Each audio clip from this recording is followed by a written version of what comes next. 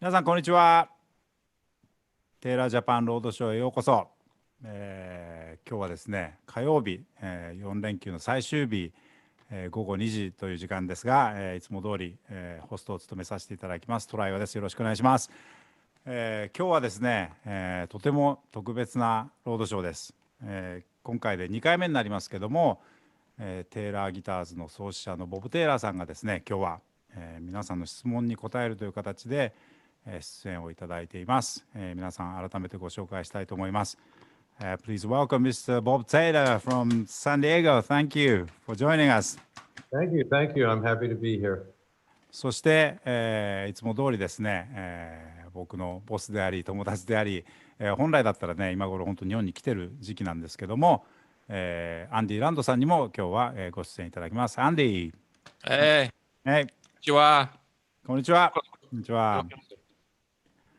So, this section, this segment of Roadshow, we talked about it for a while, but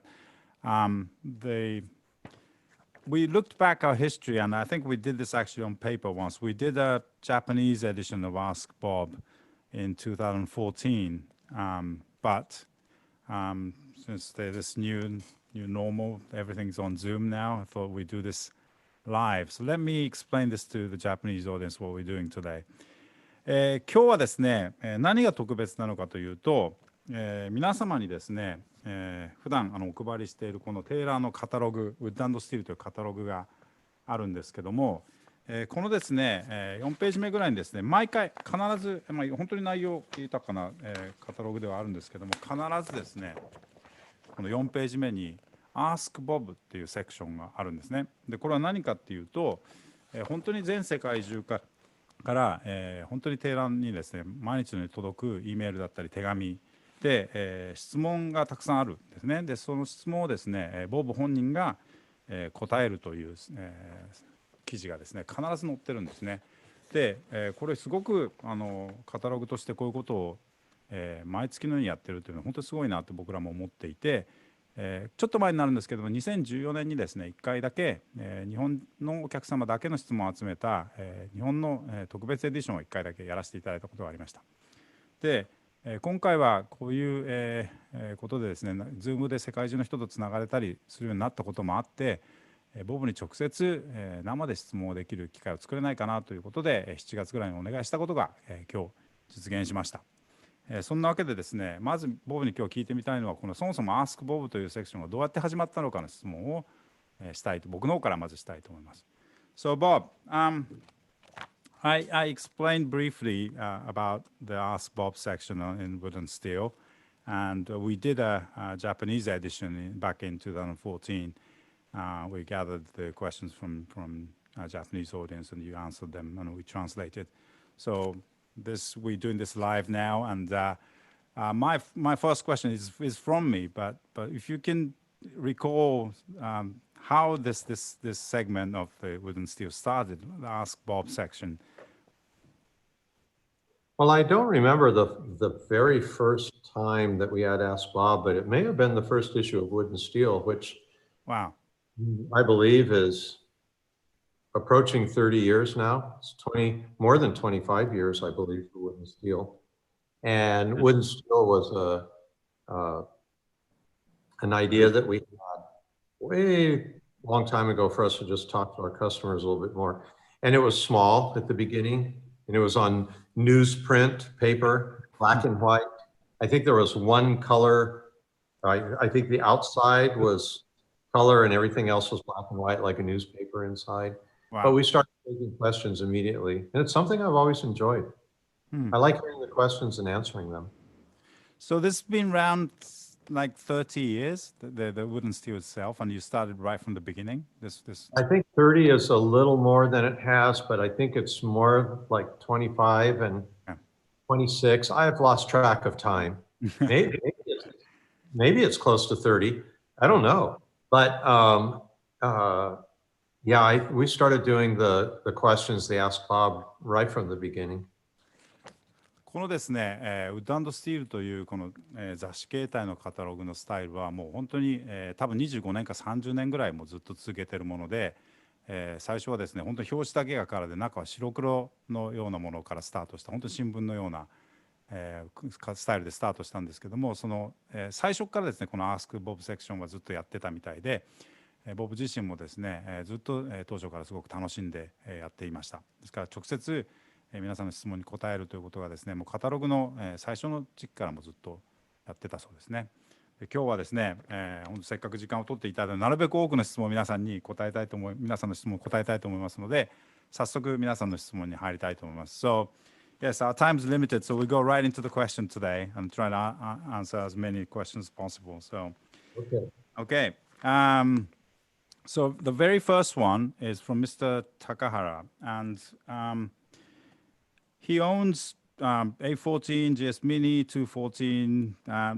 There's so many guitars he owns. He's a massive Taylor fan,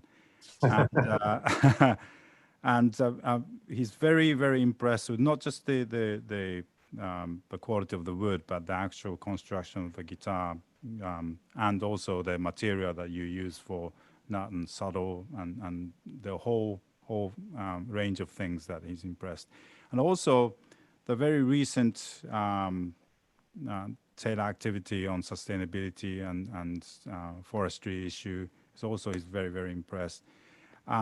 His question is that would you consider making guitar out of non-wood material, because this would give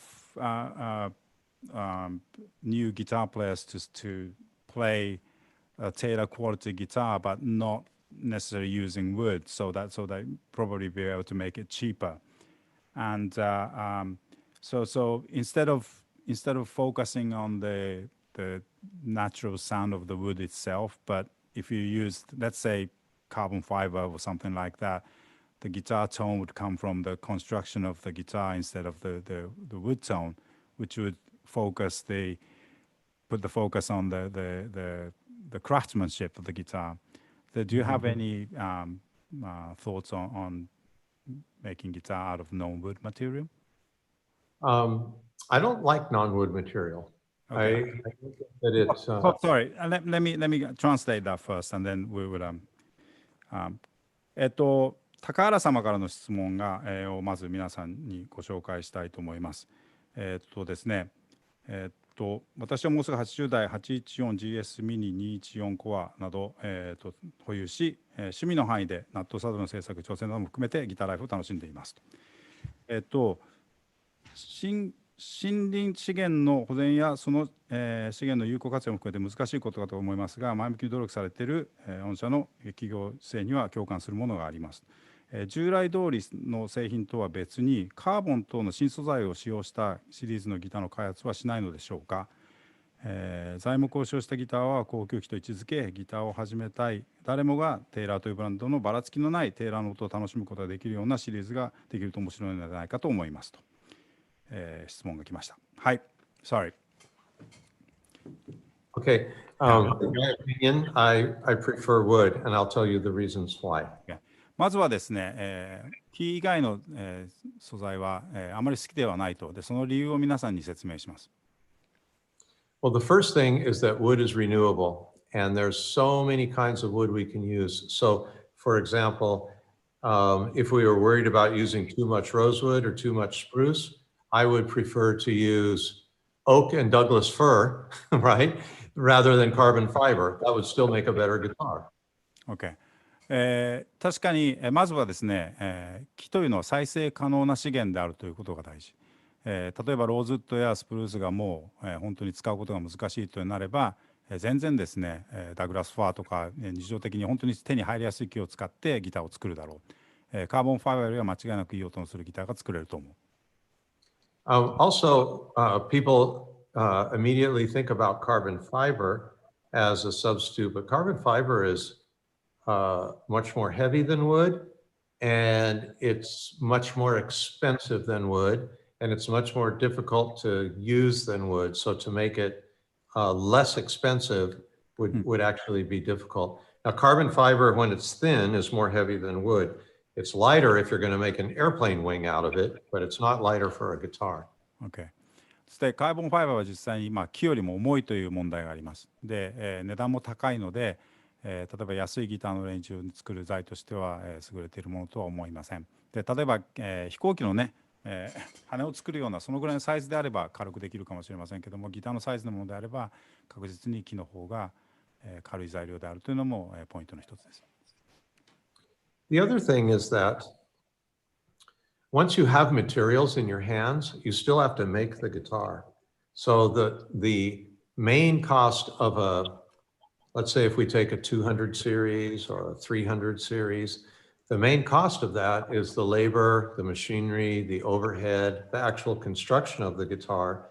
And so even if the material was almost nothing on that, it would still cost a lot of money to make it. So a lot of times people think mistakenly that if you can really lower the cost of the materials to maybe cut it in half, that the guitar would be half as much, but it really wouldn't be. It would be 5% less. And I don't think it would be enough money, enough less for people to be satisfied with the guitar. そしてもう一つはですね、これもですねよく間違えられるんですけども、材料のコストを下げればギターの値段が下がるんじゃないかというふうに思われる方もいらっしゃると思うんですけども、例えば、200シリーズのようなテーラーの中でも、お買い物で安いギターの例にとってみても、そのギターのコストにかかっているほぼ全てがですねやっぱり人件費だったりとか、それから工場のやっぱりランニングコストだったりっていうのがやっぱりほぼなんですね。ですから、マテリアルのコストをですね例えば半分にしたところで、値段としては多分 5% とか 10% ぐらいしか下げられないんじゃないかと。ですから、材料費を節約するという意味での、値段を下げるというふうには直接つながらないんですね。I'll tell you something that's curious. We make cases from wood, our guitar cases, because it's less expensive to make it from wood and cover it than it is to make it from vacuum formed plastic, for example. It really costs more money to do that. Right. そして、例えばねギターのケース、テーラーのギターのハードケースは全て木でできてますけども、これも全く同じ理由で、例えばそれをプラスチックから作るとなると、コスト的にも、圧倒的に高くなってしまうのも現実ですね。Okay. Thank you. Okay. 高橋さんの質問でした。木で作った方がですね、やっぱり音的にも、それからyou also said renewable, which means that in terms of environmental issue, you still think it's the wood, using wood that's available is much better for the environment than making it out of carbon fiber, right? You know? Absolutely, because you can plant new trees. Right, What right. people don't realize is, let's say the East Coast, the Northeast of the United States, New York, Vermont, New Hampshire, Pennsylvania. If you go there, it's completely covered with trees. But what people don't realize is every tree there has been cut down 4 or 5 times over history. Right. This is the 4th growing of trees. So trees grow again. You can plant them. It takes longer to grow than wheat or corn, but you can plant trees. And guess what? It grows guitar wood when you're done. So if you want rosewood one day, plant a rosewood tree. That's how you get rosewood. で、実は環境的な問題からしてもですね、さっき言いましたけど木はリニューアブルだと再生可能な資材であるということも大事なポイントで、木をですねしっかり管理することによって実は環境に優しいということも大きなポイントの一つです。ですから、アメリカの東海岸でですね、本当にたくさんの森林があってこんなにたくさん木があるって皆さん思いかもしれませんけども、それもすでに4回か5回かこう切られてるわけですね、アメリカの短い歴史の中でも。ですからそういった意味でも再生可能な資源としての森林ということも木ということも考えると、木でやっぱりギターを作り続けたいという理由の一つにはなるみたいですね。ありがとうございました。Thank you very much.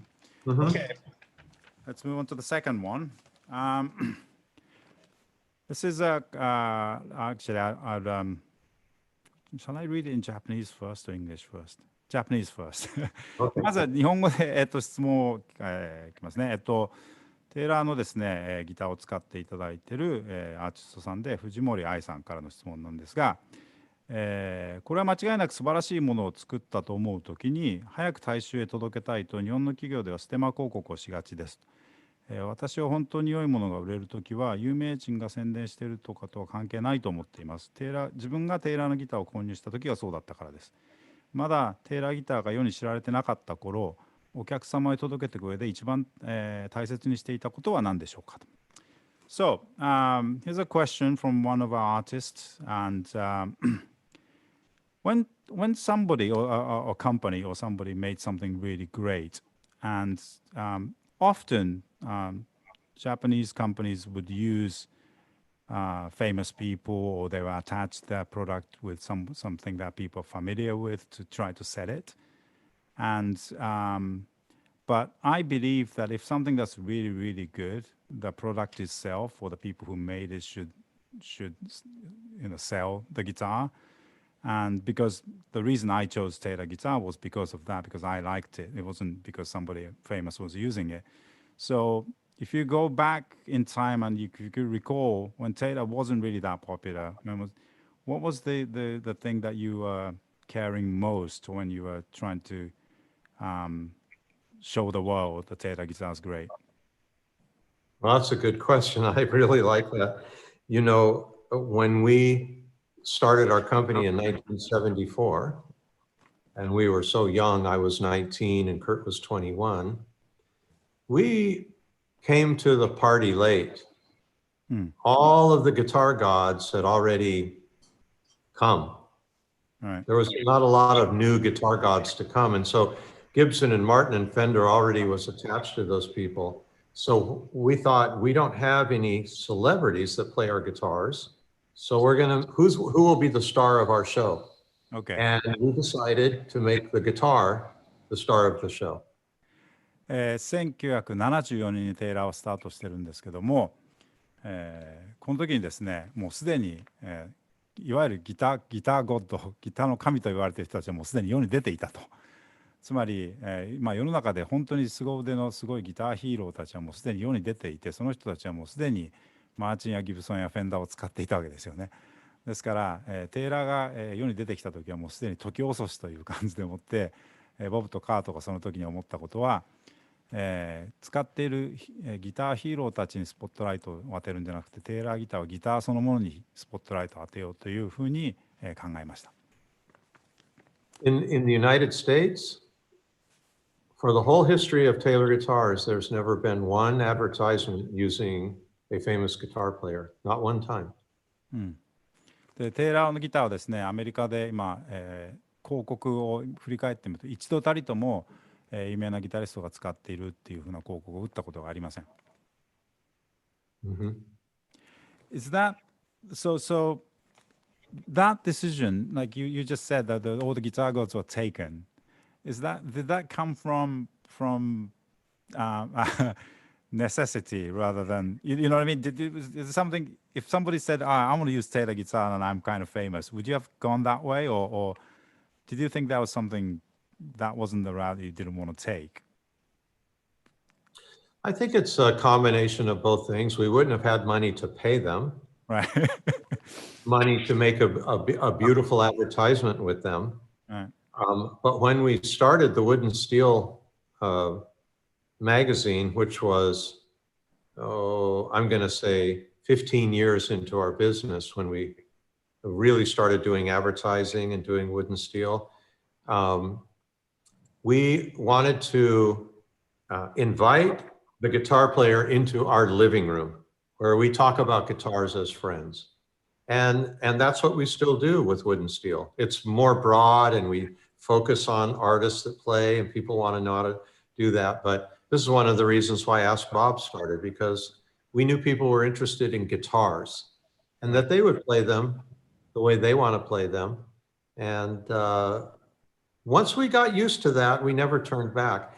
Now, in other countries, our distributors often like to use somebody famous to show that, and we don't stop them from that. But our US policy has been, we talk about the customer, the guitar, and our factory. That's what we talk about.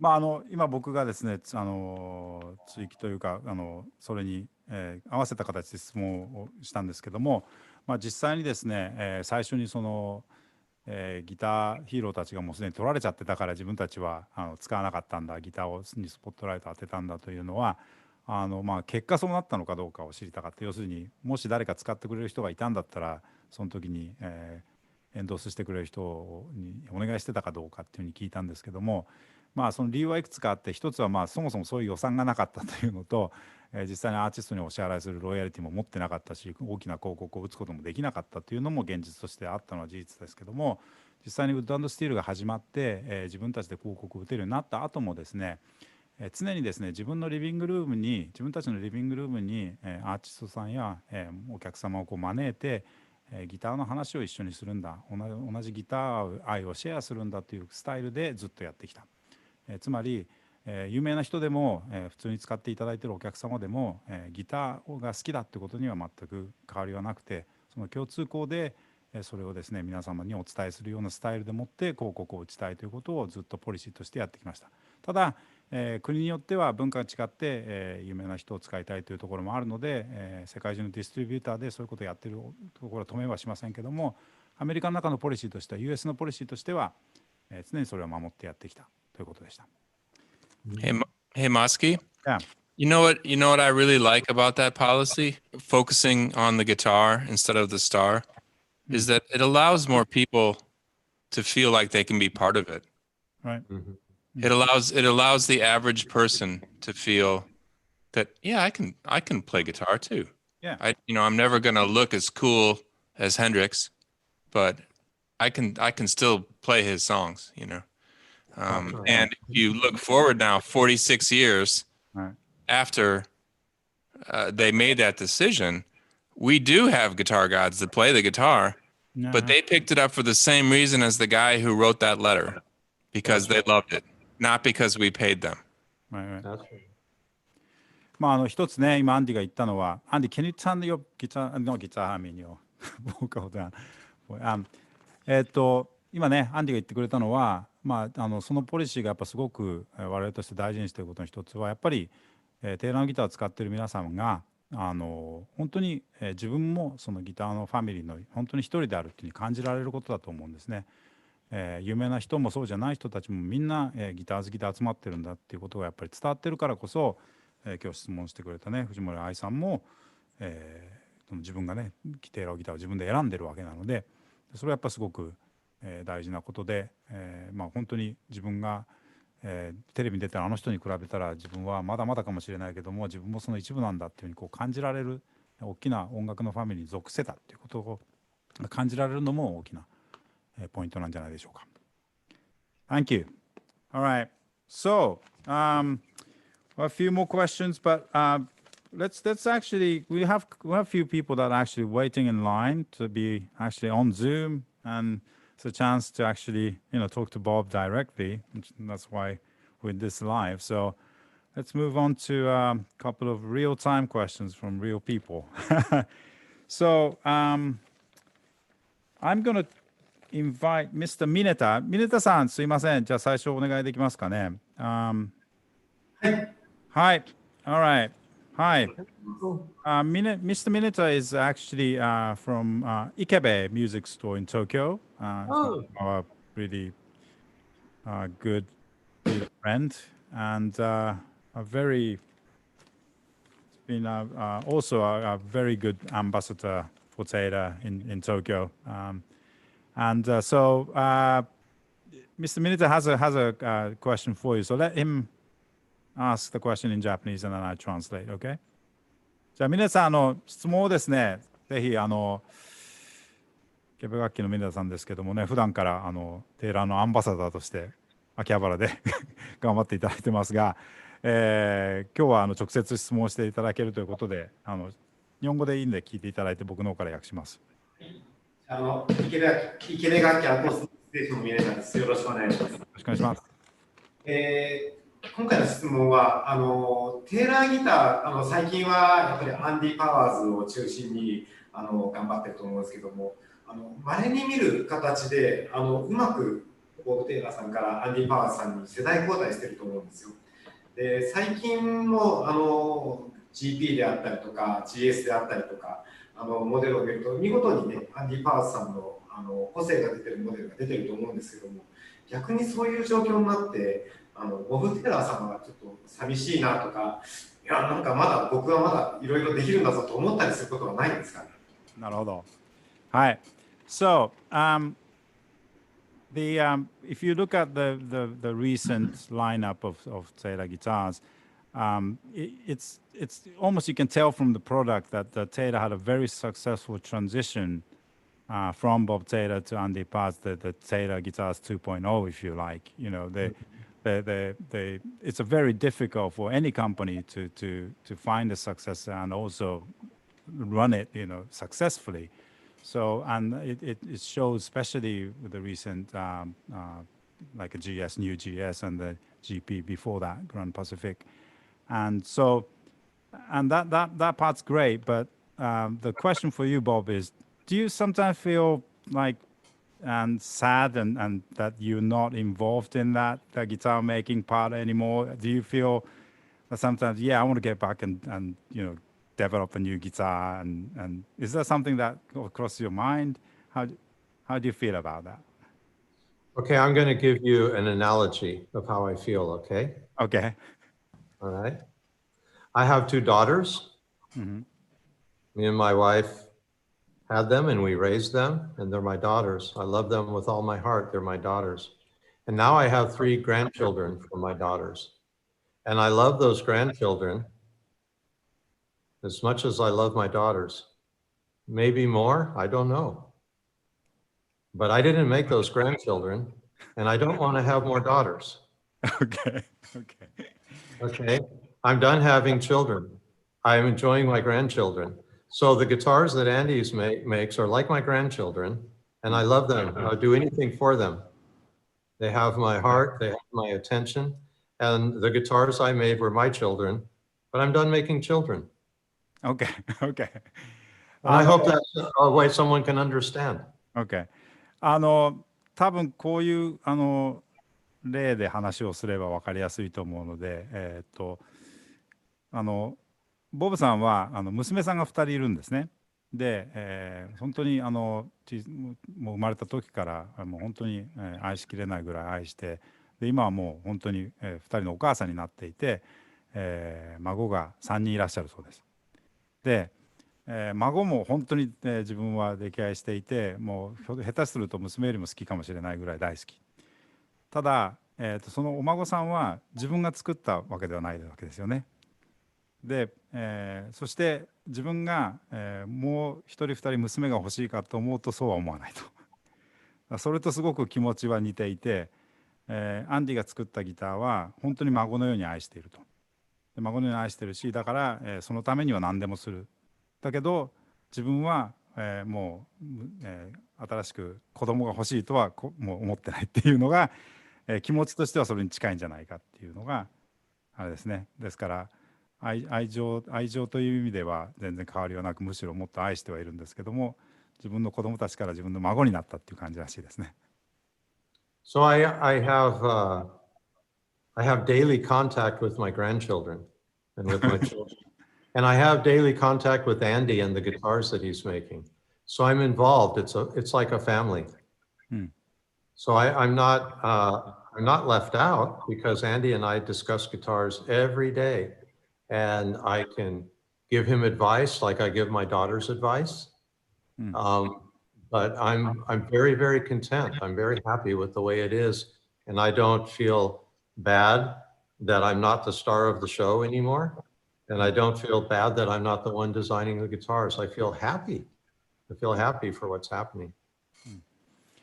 そういう意味で言うと、お孫さんと接するように毎日、お孫さんと連絡をしているのと同じように毎日、アンディとその孫たちのギターには毎日接してるし、実際に自分が娘さんにアドバイスをするようにアンディにアドバイスをやっぱしている。ただ逆に言うと、自分がもうその、このテイラーというギターメーカーのスターでないことに関しては逆にハッピーだと思って、自分にスポットライトが当たってないことが非常にいい結果だというふうに思っているそうです。いいですか、皆さん。So that's something that you could leave behind positively because you moved on to something else, that your passion has moved on to something else. Is that a right assumption? Yes, my passion has moved on. Well, first of all, let's not make a mistake to think that I don't have a passion for guitars. I still have a passion for guitars. It's just that I'm living that life through Andy. I watch him do it, and I make a space for him to do that. So I have an incredible amount of satisfaction building guitar, watching Andy build guitars and me collaborating with him. So I give him ideas and I share things with him. He bounces his ideas off me. So I still am involved in guitars. It's just that I've taken the back seat. And I want to do that while I'm still alive because I can mentor Andy, right? And then at the same time, that allows me to pursue my sustainability passion. でその一つやっぱり僕が今皆さん追加で質問したのはその自分のパッションがね今そのサステナビリティの問題とかにこう移ったからそれができたのかっていうふうに聞いたんですけど、ギター作りにパッションがなくなったわけではなくて、今アンディが作るということを通してギターの作りのパッションは何も変わってなくて、逆にアンディとのそのやり取りでもってアンディが自分がこうだと思う素晴らしいギターを作っていくことは、自分が今まで作ってきたこと以上に嬉しいぐらいにそのギターのパッションは何も変わってない。ただアンディが作ってることによって自分は後部座席に座れるようになったということによって、逆にその自分のエネルギーをサステナビリティの方に向けることができて、でそっちの方にパッションが移ったことも事実であると。やっぱりボブ・テイラーさんってなんだかんだ言っても現代のねこれだけ大きいギターメーカーを一台で作った人なんです。でやっぱりギターの中にいろんなアイデアが詰まっているので絶対にまだ心のどっかにそういうパッションが残ってると思うんですよ。だから何かしらでそういうのが見えたら嬉しいなと。ごめんなさい、最後ごめんなさい、聞こえなかった。そういうなんかそういう、ね、心の中に残ってるパッションが何かしらの形で出てくると嬉しいな。And yes, the small request would be that if it's the Taylor has become such a big company and well-known company, and from listening to you, the passion for guitar making is still very much alive inside you. So we like to see that in the guitar products to come as well. They would like to see Bob Taylor's passion in there every now and then. So thanks for making great guitars. Thank you. Oh, you're welcome. And my passion is in there. Andy and I, this weekend we exchanged, 10 texts about guitar ideas. Andy and I never quit talking about guitars. It's just that he's become the face, but I give him ideas, he gives me ideas, and then he implements it. But I'm very involved. そこは本当にまさにギターに出てくるところだと思うので、今この週末もアンディとボブの間でテキストのやり取りがもう10回ぐらいあって、お互いのその新しいギターのアイデアみたいなのを常にやり取りをしているので、それは確実にギターに現れるところだと思うので、これからのギターも楽しみにしててください。楽しみ。OK、ミネタさんありがとうございました。Thank you very much. Thank you. OK、let's go with one of our users. Mr. Takizawa is online. 滝沢さん、じゃあすいません、お願いできますか。こんにちは。はい、こんにちは。お久しぶりです。こんにちは。こんにちは。滝沢さんはですね、どういうふうに説明しましょうかね。これですね。これですね。いやいや、ですけど。で、普段はあれでしたっけ、もうご引退されたんですか、大学は。はい、一応リタイアメントエイジになったんで引退してるんですけども、時々大学ビジネススクールで教えてます。そうですよね。それでもともとはね、面白い本を紹介したりなんかして、それもちょっとボブにも説明したいので、はい。音楽の話を、はい、ちょこっとだけお話を。僕は日本で大学出てから、そのままアメリカに引っ越してサンフランシスコでずっと暮らしてました。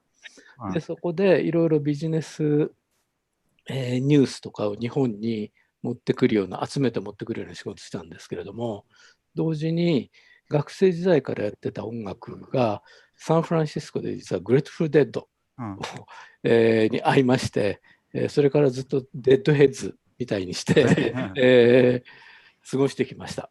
で、それからアメリカで20何年ぐらい暮らしたんですけれども、日本に戻ってきて大学で教えるようになって、マーケティングとビジネス、経営学を教えてるんですね。で今日は、経営学の面から少しお聞きしたいことがあって、ここに来ました。Mr. Takizawa is a avid Taylor user, but he's also his real job is he's a professor in business and marketing. But he used to live in the States in San Francisco for over 20 years. But he was a deadhead when he was living there. And so when he came back and he actually talks a lot about the Grateful Dead in his marketing lectures, and so he would like to also he wanted to share his background as a musician to you as well. But today he has a question from his business side to you, Bob. So yeah, take it away. So 滝沢さん、じゃあ質問の方お願いします。はい。僕すごくテイラーギターはクリエイティブで、イノベーティブなプロダクトだと思っていますし、それが非常に好きで、購入しました。ですごくトラディショナルなビジネスのエリアであるアコースティックギターっていうところにおいて、テイラーってすごくクリエイティブな、イノベーティブな会社として生まれてきて、成長していると思うんですね。でこれって他の分野のビジネスでも往々にしてあるんですけれども、ブランドとかビジネスと大きくなっていく過程でだんだんそのイノベーティブなところとかクリエイティブな部分をなくしていってしまうことが多いんですけれども、そういうことをしないために、ボブさん経営者として何かしら考えて、あるいは実践していること、あるいはそんな仕組みが企業の中にあるんでしょうか。なるほど。Okay, so the reason he chose Taylor guitars as a guitar player when he first bought it is the side that Taylor's very innovative, creative company, and he likes that. And in a very traditional conservative industry, acoustic guitar, Taylor's always been very known as a brand, as a very innovative company in an industry that tend to be very conservative. And this happens not just in the guitar industry, but often in a lot of the companies. When they grow, they become more conservative. They become safe. They would become, they would try to keep concept. They would try to not to change much.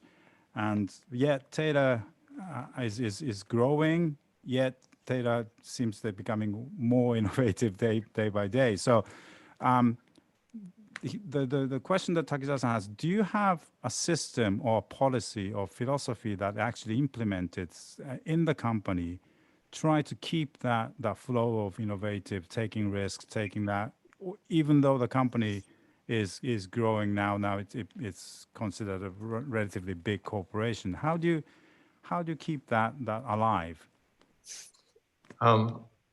One thing we do is we make sure that the executive leadership of the company contains guitar builders and factory men. A lot of bigger corporations evolve into finance and marketing. And they're the people that run the company. And finance and marketing tend to be conservative. What worked yesterday is what we want to do today. And so I make sure that the people who are creating guitars and who are creating the system for making guitars have a seat at the table. So that's something that we do in a very, very real way. Okay. まずは、その組織の仕組みとして何をしているかっていう部分なんですけども、経営陣の中に必ずギターをデザインする人、ギターを作る人、それから、ファクトリーを運営している人たちが必ず経営陣の中にちゃんと席を持ってるっていうことは、大事にしているポイントで、会社が大きくなっていくにつれてその経営陣は、マーケティングやファイナンスをしている人だけっていうふうになっていく、そういうことがパターンとしてありがち。って当然ですけど、お金にかかっている人たちは保守的になりがちだと。でその人たちが悪いというわけではなくて、昨日うまくいったからそれを今日やればいいんじゃないかっていう考え方になりがち。その中にイノベーティブをやってる人たちが経営陣にやっぱ同じ地位でもってこう席を持ってるっていうのは非常に意識してやってるというのは一つ目ですね。And then this is a very similar answer, but it's a little bit different way of looking at it. We remind ourselves all the time that the sales branch of the company and the marketing branch of the company, their job is to market and sell what it is that we make, which is different than we make what they market and sell. Right. そして、これはですね、答えとしては同じように聞こえるかもしれませんけども、ちょっとニュアンスが違って、マーケティングやセールスの仕事は我々が作ったギターを売るのが仕事だと。で、その逆ではないということですね。ファクトリーはマーケットやセールスが考える売れるギターを作るためのセクションではないということです。それはやっぱり非常に大事なことの。So those are philosophies. I wouldn't say they're quite policies, but it's our culture. And then the result of that is in the guitar design area, we are able to always think about a better guitar or a better way to make a guitar or a better design of a guitar that suits a need. And our company itself accepts that. And once the company accepts it, then we have a very good chance of the player accepting it. でそれがフィロソフィーと言われるものかどうかは分からないけども、テイラーの少なくともコーポレートカルチャーとしては強くあるものだというふうに考えています。ですから、それがあることによって、そもそも作り手の人たちがこれはいいギターではないか、さらにギターをより良くしていくということが自由にできる。でそれを、マーケティングも含めたセールスのチームがそれを自分たちもいいギターだと思って売ることができる。それができてればそれはお客さんにも必ず伝わるはずだと。お客さんもそれはすごくいいギターだ。つまり新しいものを作った時のその不安を取り除く仕組みというか、売り手もそれをこう信じるっていうことまでがやっぱ一つの仕組みとしてあるっていうふうに考えられますね。It might be interesting to hear from Andy right now. Andy, you've been involved in selling guitars for a long time at Taylor, and have you noticed that? The things that I'm saying, does it make sense to you? Is it somehow alive in Taylor as much as I hope it is? Definitely, it's alive. The first thing I thought of when that question was asked was there's also a really good, strong company culture of hiring people who can work with the systems that are in place, but there's also an opportunity for them to speak up and use their own brains and their own ideas and perhaps improve that system or that design or that marketing issue, whatever. I mean, there's a lot of creative people who are hired to work there. And I agree with that. being a creative person can be a struggle if you can't exist in the current format, because you sort of have to be able to prove that you can follow policy and we're already successful. We don't really need to change anything, but we want to keep moving forward. So if you hire people who have the ability to do that and they come to a place that encourages that, it all works together where the company buys into the idea, and then, like you said, the customer buys into the idea as well. I think you're completely right. And in reality, it doesn't all boil down to just me, and that's what we do have an incredible team that's very deep and very wide. そういう意味で言うと今アンディの方に質問が振られたんですけども、ボブはそのプロダクションサイドのヘッドでいらっしゃるので、アンディはマーケティングチームの方のやっぱり人なんですね。ですからそのアンディの方に実際にそのボブが言ってることは正しいかどうかボブの方から、アンディのに聞いたわけですが、実際にアンディの方からやっぱりただ面白いのはそのマーケティングやセールスのチームにも非常にクリエイティブな人たちがたくさん入ってきてると。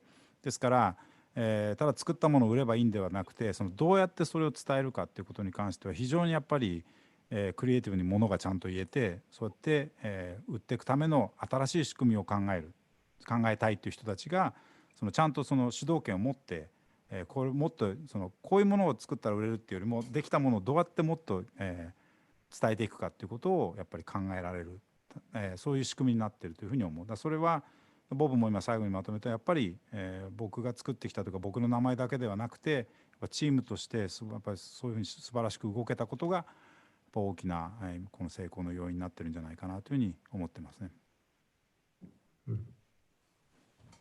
何か滝沢さん追加というかなんか答えることありますか。どういやいや、すごくそうなんだろうなと思ってました。だからなんか日本のね、アンバサダーとしてトライワさんがいるんだなっていう気がします。you guys choose the right person in Japan. He is a very creative and right person. Yes, yes. Yeah, we did. A lot of these things that we're talking about,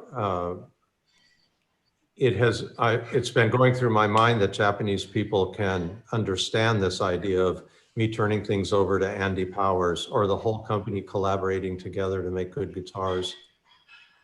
Because in Japan, you have a great history of somebody starting a company, but that company lasting for generations, maybe not even family held, but it becoming a better company and a stronger company. So I think that's something that Japanese people understand in the first place.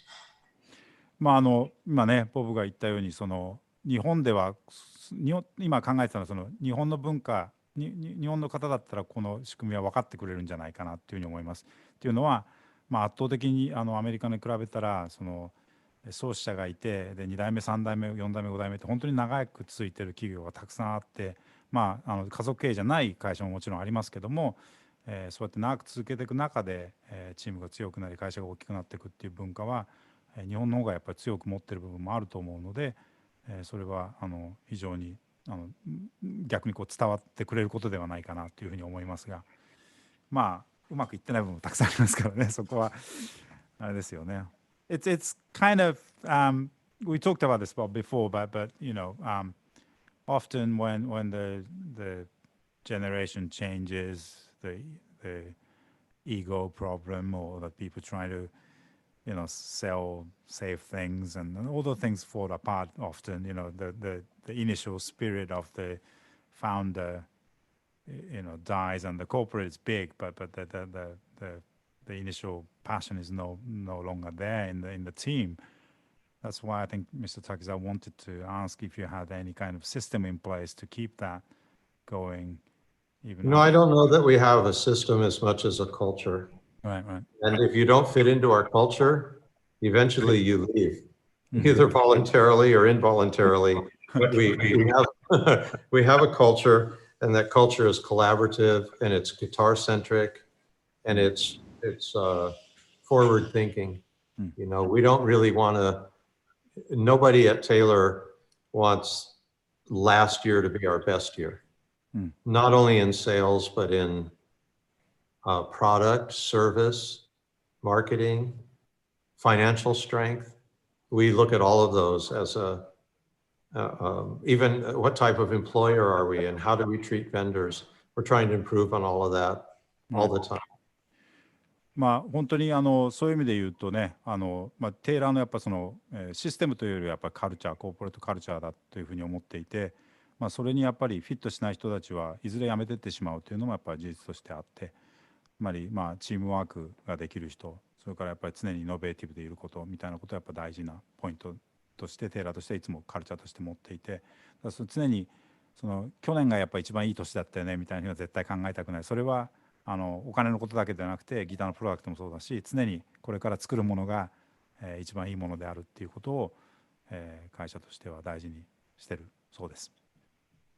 Today, I'll just tell you about today. Today I had 2 long meetings with people, 2 different people, unrelated meetings, where we talked for 2 hours, and the topic was really how to make a good decision, not to make a good decision. You see what I mean? So I'll spend a lot of time rather than correcting someone and telling what they should do. We spend a long time analyzing how to make a better decision next time around, right? And I do spend a lot of time doing that at Taylor, and I think it helps build the crew. And everybody at Taylor does that with each other. で、今日たまたまあったミーティングの、例を滝沢さんとシェアしたいんですけど、今日2つぐらい長いミーティングがあったんですけども、どっちともミーティングを話してたのは、そのどうやったら、もうより良い結果というか、より良い答えが出るか、そのためのそのプロセスを議論するみたいなことはよくやる。つまりボブさんがこういうふうにしろとかこういうふうに考えろみたいなことはほとんど言わないそうで、どうやってチームとしてもっといい結果の考えるためにそのプロセスをどうすればいいかっていうようなメンター的なことはするけども、これをやれあれをやれになっちゃうと自分で考えなくなっちゃうから、そこの部分はテイラーのやっぱりコーポレートカルチャーとして、それはボブだけじゃなくてみんなやってること、自分でどういうふうに考えようかってことを手助けするってことはやってるそうです。OK。じゃあ滝沢さんありがとうございました。はい、ありがとうございました。Thank you very much. Thank you. Thank you. Thank you. Okay, so that was a good question.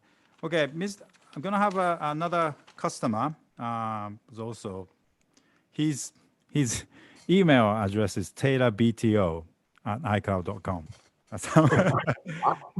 堀之内さん、すいません、よろしくお願いします。堀之内さんの E メールはい、こんにちは。こんにちは。よろしくお願いします。That's a beautiful guitar. Yes. Look at that. 後ろのカスタムギターを。こんにちは。どうも。堀之内さん、よろしくお願いします。愛知からですよね。はい。はい。He's in Aichi Prefecture. So both guitar companies actually. So, もうテイラーのギターは何本かお持ちでいらっしゃって当然。今はちょっとこの3本になってしまった。He owns currently 3 Taylor guitars, but he used to own more. But he's showing his best right now, and that's a koi blue. Koi blue ですよね。コイブルー。はい。That's nice. はい。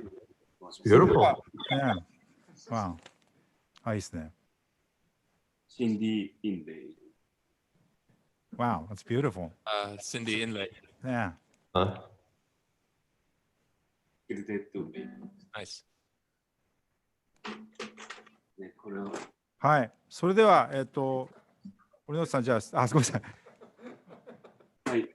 はい。質問にいいですか。はい。80年頃からちょっと衝撃を受けたんですけど、はい。テイラー社のカタログを見て、はい、912C っていうのを見て衝撃を受けて、デザインの素晴らしさと、インレイのデザインの素晴らしさを感銘を受けました。それ以来ずっとテイラーファンで。ありがとうございます。で、一時期R テイラーというギターを作られて、はい、そういうちょっと別ラインで作ったギターをちょっとそれも見て感動したんですけれど、そのような別ラインでもいいんですけれど、ダブテールジョイントの、構造のギターを作ってもらうことはできないですか？どんな音が楽しみ。Okay, so he's been a big fan of Taylor since the 80s. When he saw the 912 for the first time, he really fell in love with the design, construction, everything, and he owned several since then. And he also loved the R Taylor line when you guys had a separate line for a more exclusive guitar.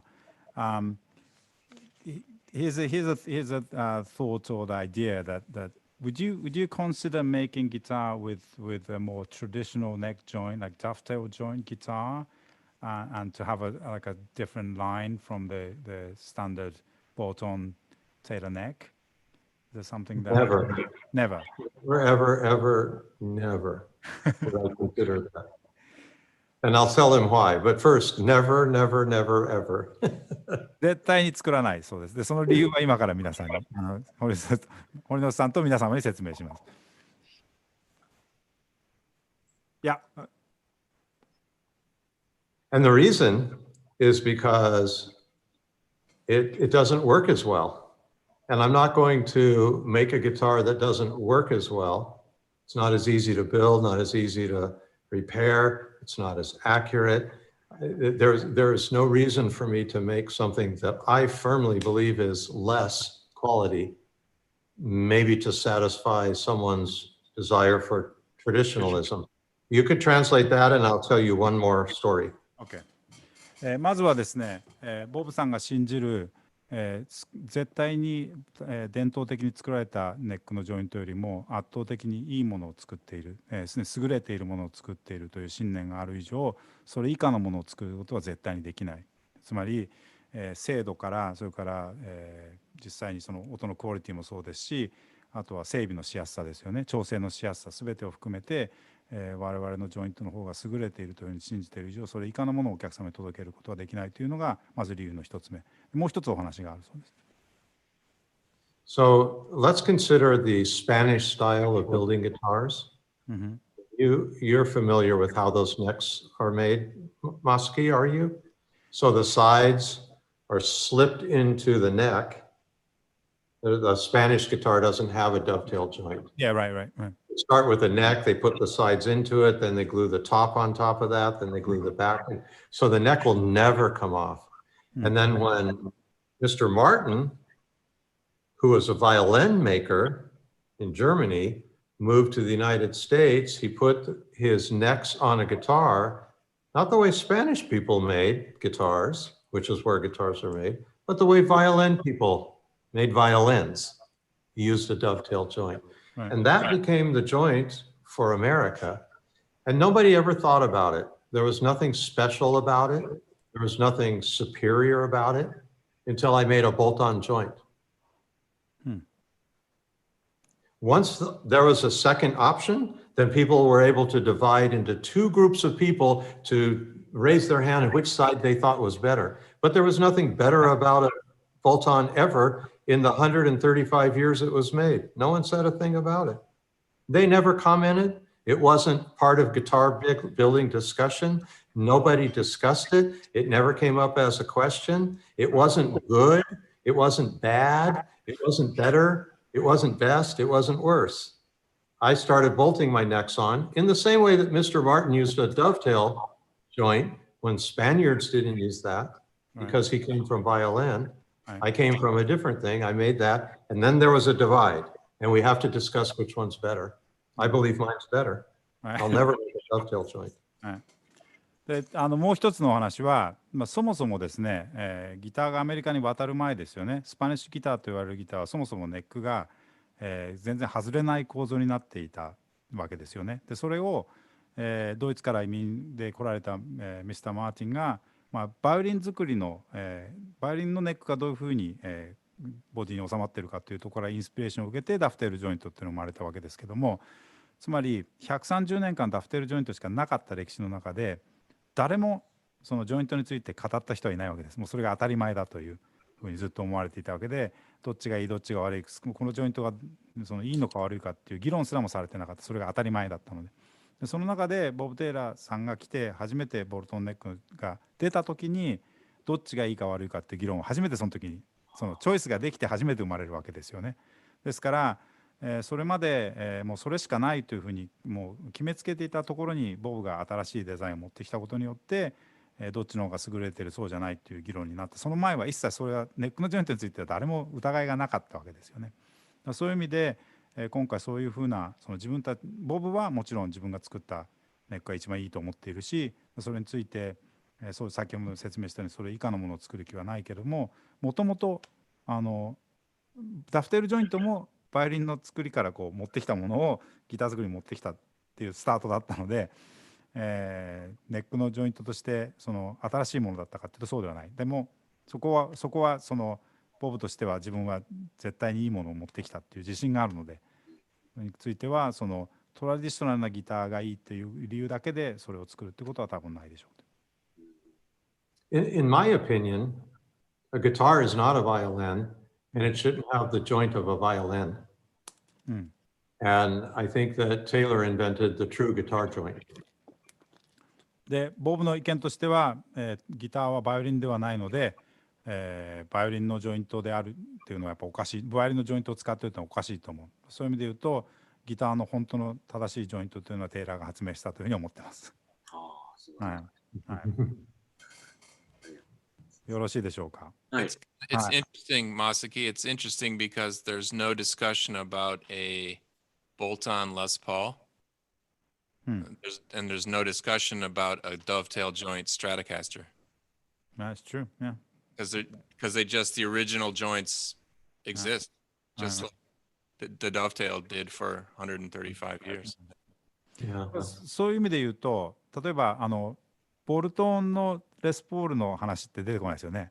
議論としてどっちがいいとかって。それからそのセットネックのストラトの話もあんまり出てこないと思うんですけど、それはなぜかっていうと、そのストラトはボルトンだけでずっとやっぱりやってきたし、レスポールはセットネックでずっとやってきたから、そのチョイスがないわけですよね。ですからそういう意味で言うと、プレイヤーからはその議論にそもそもならない。でもアコギに関しては今それが議論になってるってことは、どれだけボルトンネックのがこの世界に衝撃を与えたかっていう部分で、どっちのがいい悪いっていう議論が生まれてるのがまさにその証拠であると。You know, I'll just say that if I were to make an archtop guitar, an archtop guitar is a lot like a violin. Right. It has the same carving. The neck is made the same way. A dovetail joint is nice on an archtop guitar because you can remove it, but a flat top guitar is not like a violin. And Martins were made that way not because they made a better guitar, because he'd never made guitars before. He was a violin maker. He wanted to make guitars. Because he made guitars, the Violin Maker Guild in Germany kicked him out. They banished him from the country because he was making this awful instrument called the guitar. And came to America and introduced the guitar. He used the skills that he knew from being a violin maker. And it took until 1974 for me to make a guitar that had the real neck joint on it. まあそういう意味で言うと、例えばアーチトップのギターにはダフテルジョイントっていいんですってね。つまりバイオリンと同じようにやっぱトップに R がついてるんで、それはやっぱり理にかなってる。だけどアコギってフラットトップじゃないですか。だから本当にダフテルジョイントはバイオリンからそのまま借りてきただけなので、フラットトップを考えて専用に設計されたもんじゃないんですよ。だからマーチンさんもそもそもドイツでバイオリンを作ってたのをそのままこっち来てギターを作り出したわけで、その自分の知ってるように作ったっていうだけでもってギターの専用設計じゃないんですね。ですからそういう意味で言うと1974年にボブが初めてフラットトップギターのためのジョイントを作ったっていうふうに考えています。はい。そういろんなところいい感じでほじくりましたね。ありがとうございます。ありがとうございました。はい。I will say, Masaki, in many areas and topics, I tend to be very humble. But when it comes to the joint of a neck, I'm not. I'm very proud. Okay. ボブはですね、いろんな意味でいろんな分野で本当に謙虚な方なんですけど、ネックのジョイントに関してはものすごく誇りに思ってるんで、それは今日は言葉強く伝えましたということでご理解ください。はい、ありがとうございます。はい、ありがとうございます。今後もね、これからもよろしくお願いします。ガンガン後ろの綺麗なギターたち弾いてあげてください。よろしくお願いします。はい、ありがとうございました。Thank you. Thank you. That was fun. That was fun. That was fun. But imagine how cool, Mosky, imagine how cool it would be to have the technology of a Taylor neck in a Les Paul. Right, yeah. I mean, can you imagine being able to set up your neck angle on a Les Paul in 2,000ths of an inch? Wouldn't that be rad? And I also I remember, I think Bob, you said one time that if you go back 100 years and if all the craftsmen that were introduced to the technology of making guitars that Taylor uses, they would just forget what they have and they would start using what we have. And I think that really shows that kind of ends the argument. I think people are making guitars what they have right then with the latest technology, and Taylor's continuing that tradition, right? Yes, and I think that Taylor, and particularly my guidance of Taylor, I'm a revolutionary when it comes to guitars. I've had to defend my guitar building.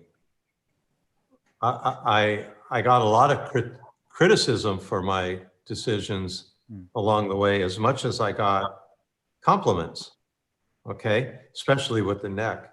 But the one thing that I did that's different than people who are innovative in guitars is I left the guitar looking the same. The package of the guitar, Right. when you look at the guitar, you go, oh, it's a guitar. It never looked weird, avant-garde, never looked zoomy or too modern, you know, because I really believe in the aesthetics of the guitar the way it is. And Andy is pushing those aesthetics a little bit, but what he designs is beautiful. So guitar players love it, right? He makes armrests and scoops and round bodies and things that make you feel a little bit more the comfort of an electric guitar, and it's beautiful on an acoustic. But I've always respected the tradition of the package. Right. It's just the interior structure of the package I felt needed big improvement, but I was never willing to change the exterior presentation of the package, because I highly honor that. それともう一つ今堀野さんのね質問に載せる形で今ボブがですね、もう一つ足したかったことは、ギターのですね構造だったりギターのそもそもの、その設計そのものに関しては非常にレボリューショナリーな非常に革新的なことをやってきたことは自覚していると。ですから、ボブの作ったギターを称賛してくれる人がいる傍ら、それに対してですね非常に、ネガティブに、言う人もたくさんいたのも事実ですし今も事実です。ただ一つだけ言えるのはボブは非常に、ギターの伝統的なルックスに関しては非常に大事にしてきた。でこれがやっぱりすごくテイラーのギターのファンがやっぱ増えたところの大事なポイントで、ギターを見た時にですねこれはボルトで止められてるなとかこれは中のブレーシングパターンが違うなみたいなことは分からない。要するに、そこの部分の伝統は非常にリスペクトしている。ですから、アコースティックギターとしてのですね、その見た時の印象というのは非常に伝統的なギターを作りながらも、ボブがやりたかったことは構造そのものもっと弾きやすいギターを作りたいもっと、個体差の少ないギターを作りたいという部分で、構造の改革することは、一切ですねそこは拒みなくやってきたことなんですね。そのバランスがやっぱり大事だったんじゃないかなというふうに思います。Okay, thanks, Bob. Okay, I have one more real person waiting. So, Mr. Ishizuka from Sonix in Shizuoka. 石塚さん、じゃあすいません、お願いします。And he's also one of our top dealers in Shizuoka, and in Hamamatsu actually. So, 本当に楽器の町浜松から、ソニックスの石塚さんがつながってます。こんにちは。こんにちは。よろしくお願いします。はい。こんにちは。Hello。石塚さんは今お店ですか？はい。石塚さんお店今日は？店です、今日は。はい。休みなんですが、このために出社しました。ありがとうございます。すいません、ごめんなさい。Yes, it's his day off, but he came in just to do this. So thank you very much. Oh, wow.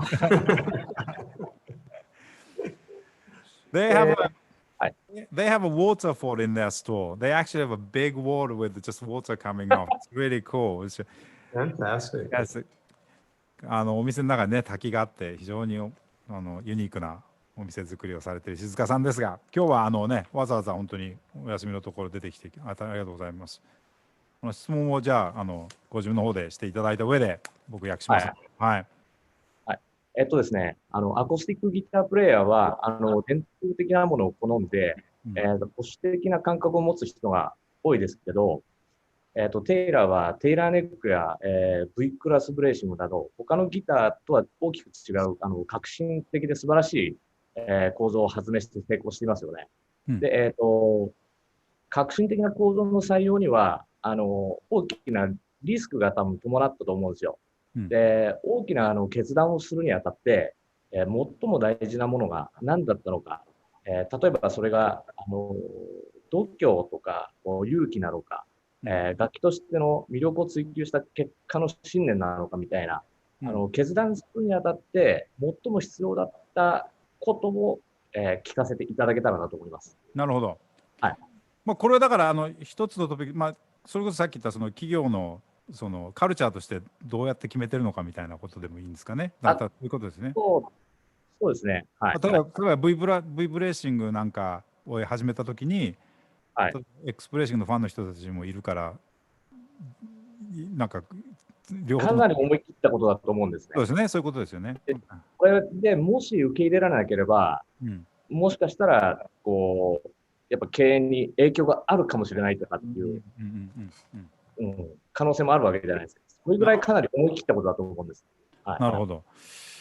So, Mr. Shizuka's question is that, again, first like to compliment the Taylor's culture of innovation and in a very traditional industry, you guys are making progress in new design all the time.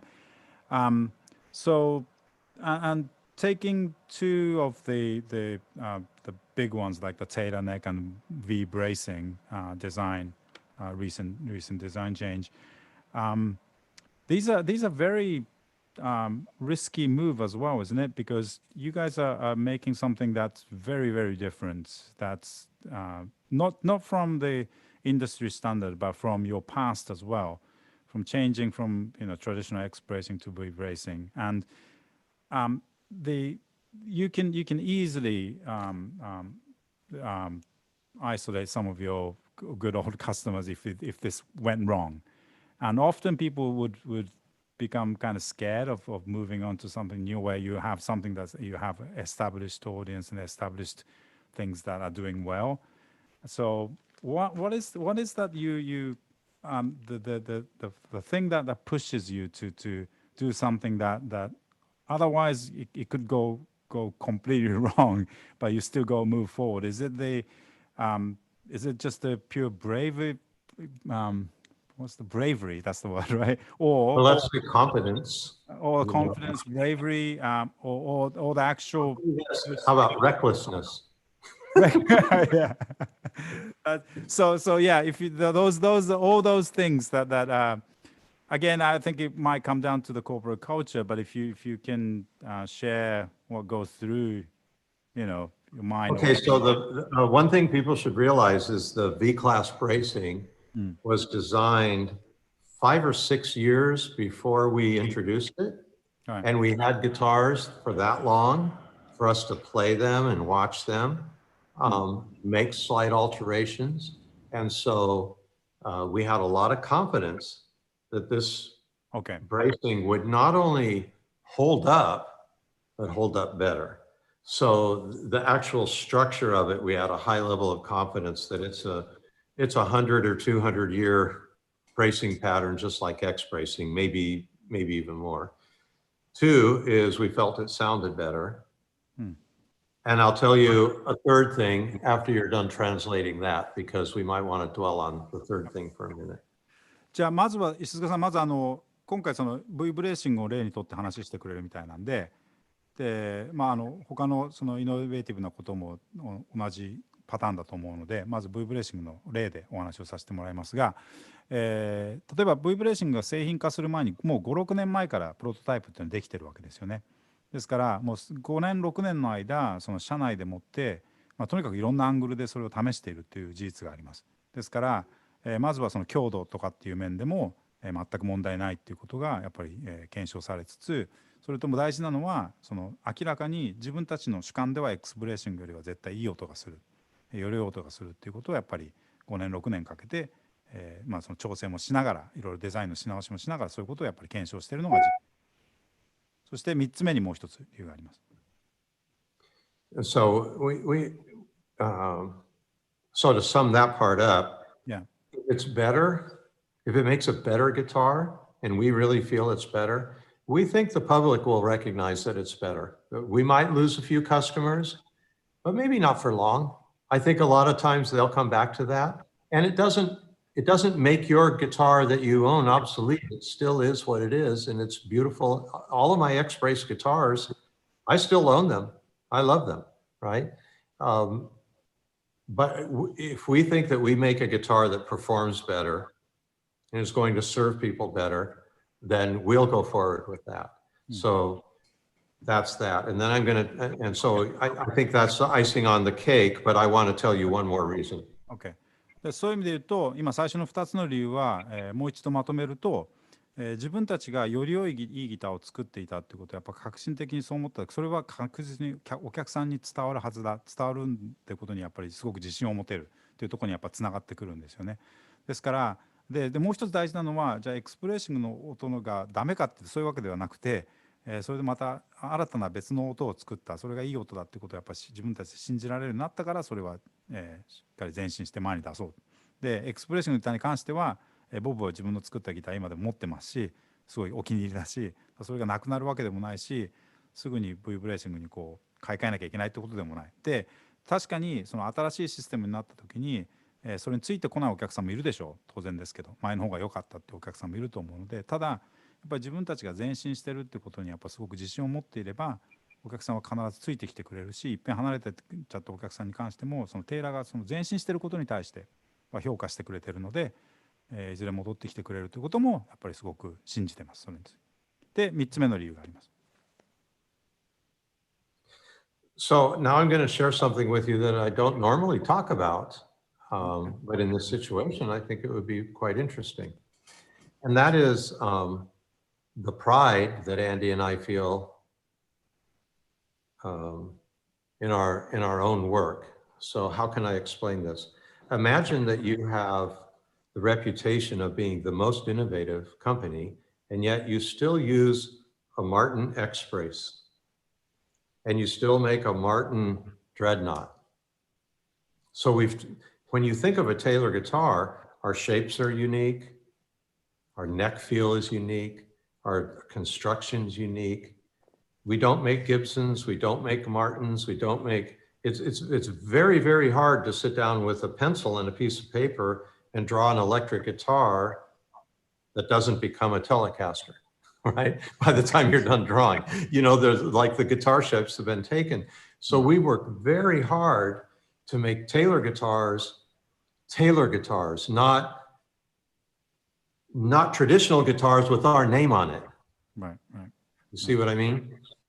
So we really had two things left on a Taylor guitar that were borrowed from other guitar inventions. One was the Dreadnought shape. The other one was the X brace. We don't have those anymore.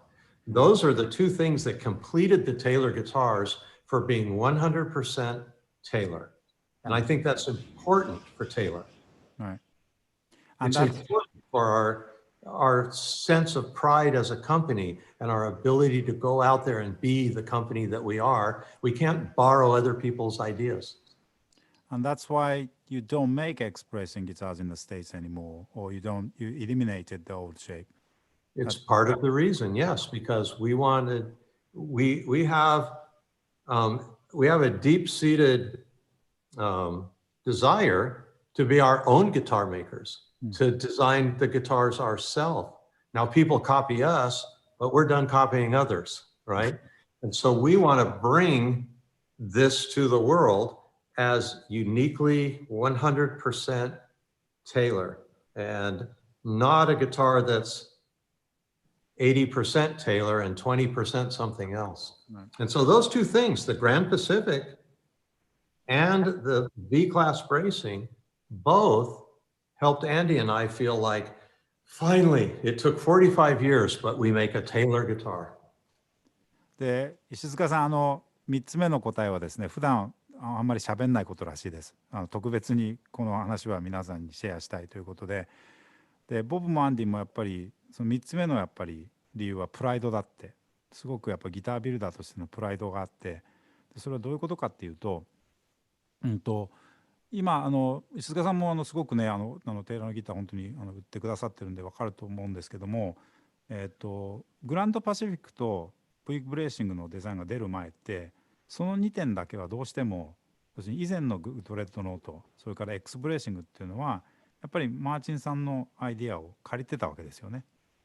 でそれはずっとボブもずっと気になってた部分で、テイラーがオリジナルのメーカーとしてこれだけイノベーティブな会社だと言われながらも、そのギターの根本的な構造の部分はマーチンの発明をお借りしてたわけだし、ドレッドノートのシェイプはそれこそマーチンのシェイプをお借りしてた中で作ってきたことに関しては、それは 100% テイラーではないということはやっぱりすごく、ボブもアンディもすごくそれは気になっていた部分で、それが今回 V ブレーシングに切り替えた理由の大きな一つでもあると。つまり 100% これで GP が出てテイラーの自分たちのデザインの大きなボディのギターが出て、それからブレーシングのパターンが自分たちの自社開発になったことで45年かかって初めてテイラーが本当の意味で真のオリジナルになった。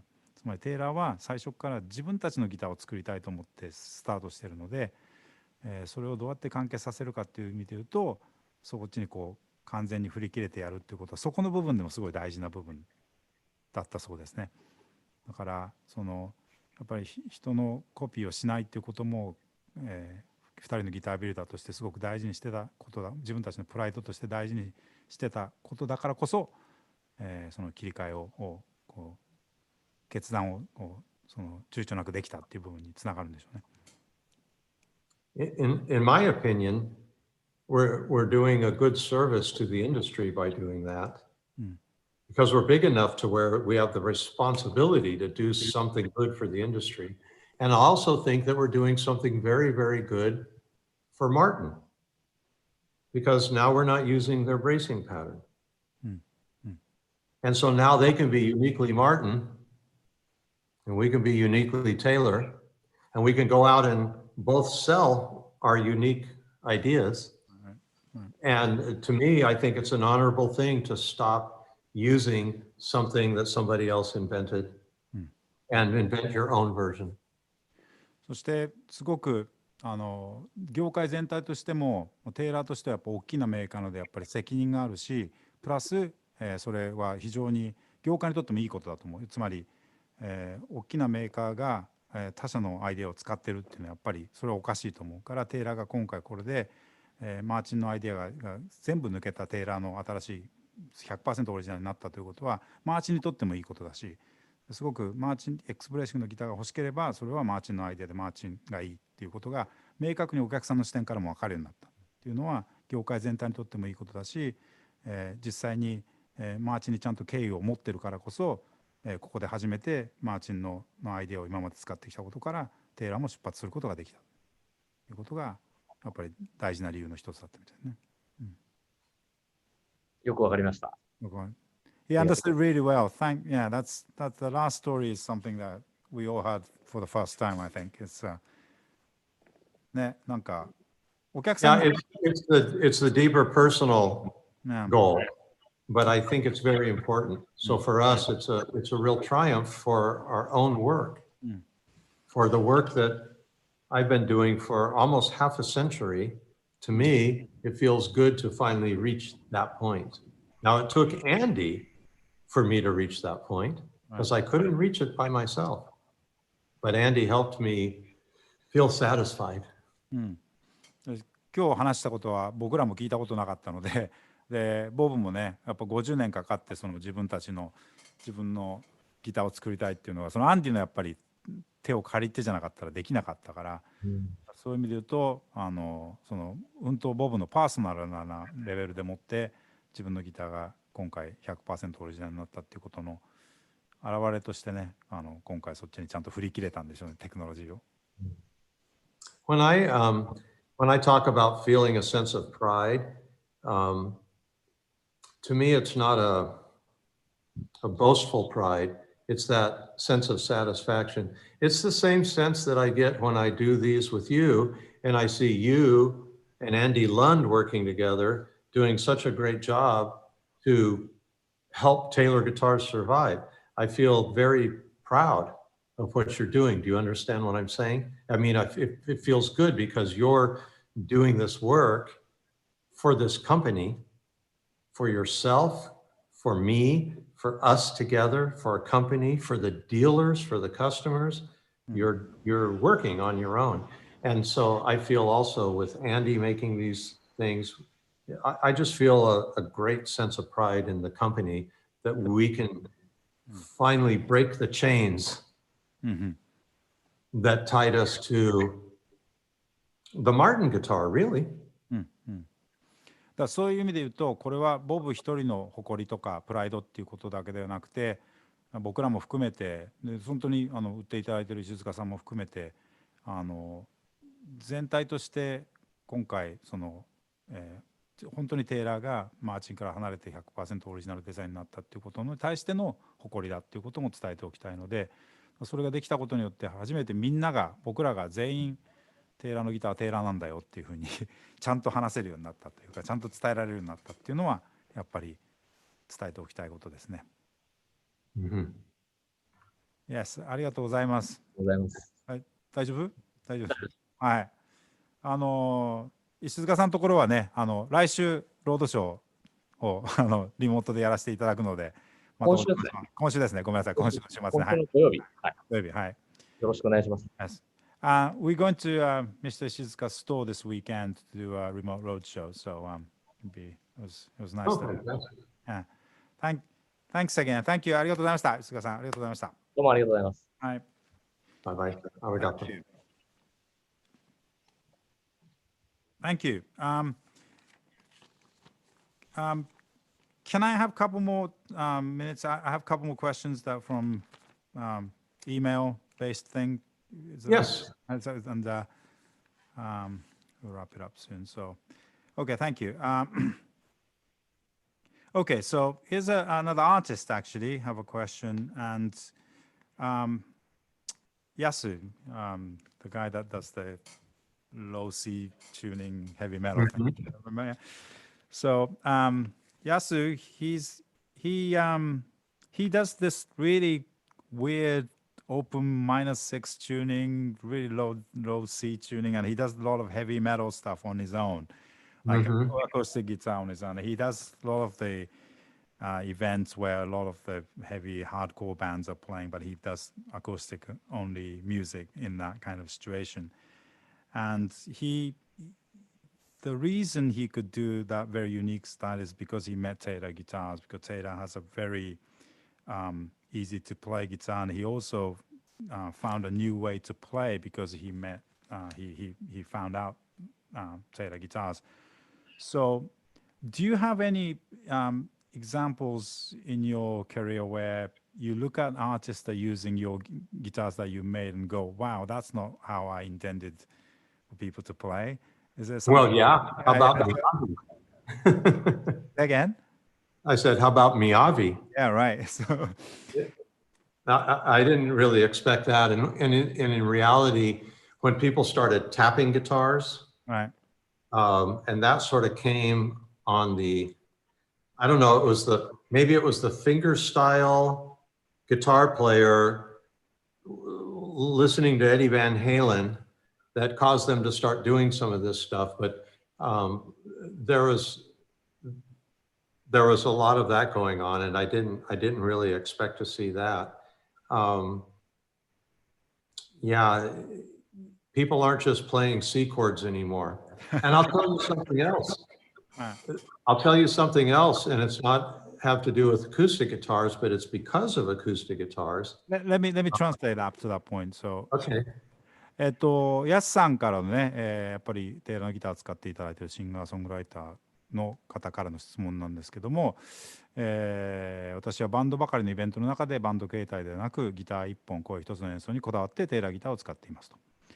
本当にですね、テイラーのギターを使うことによって世界に一つだけのサウンドが作れると思っています。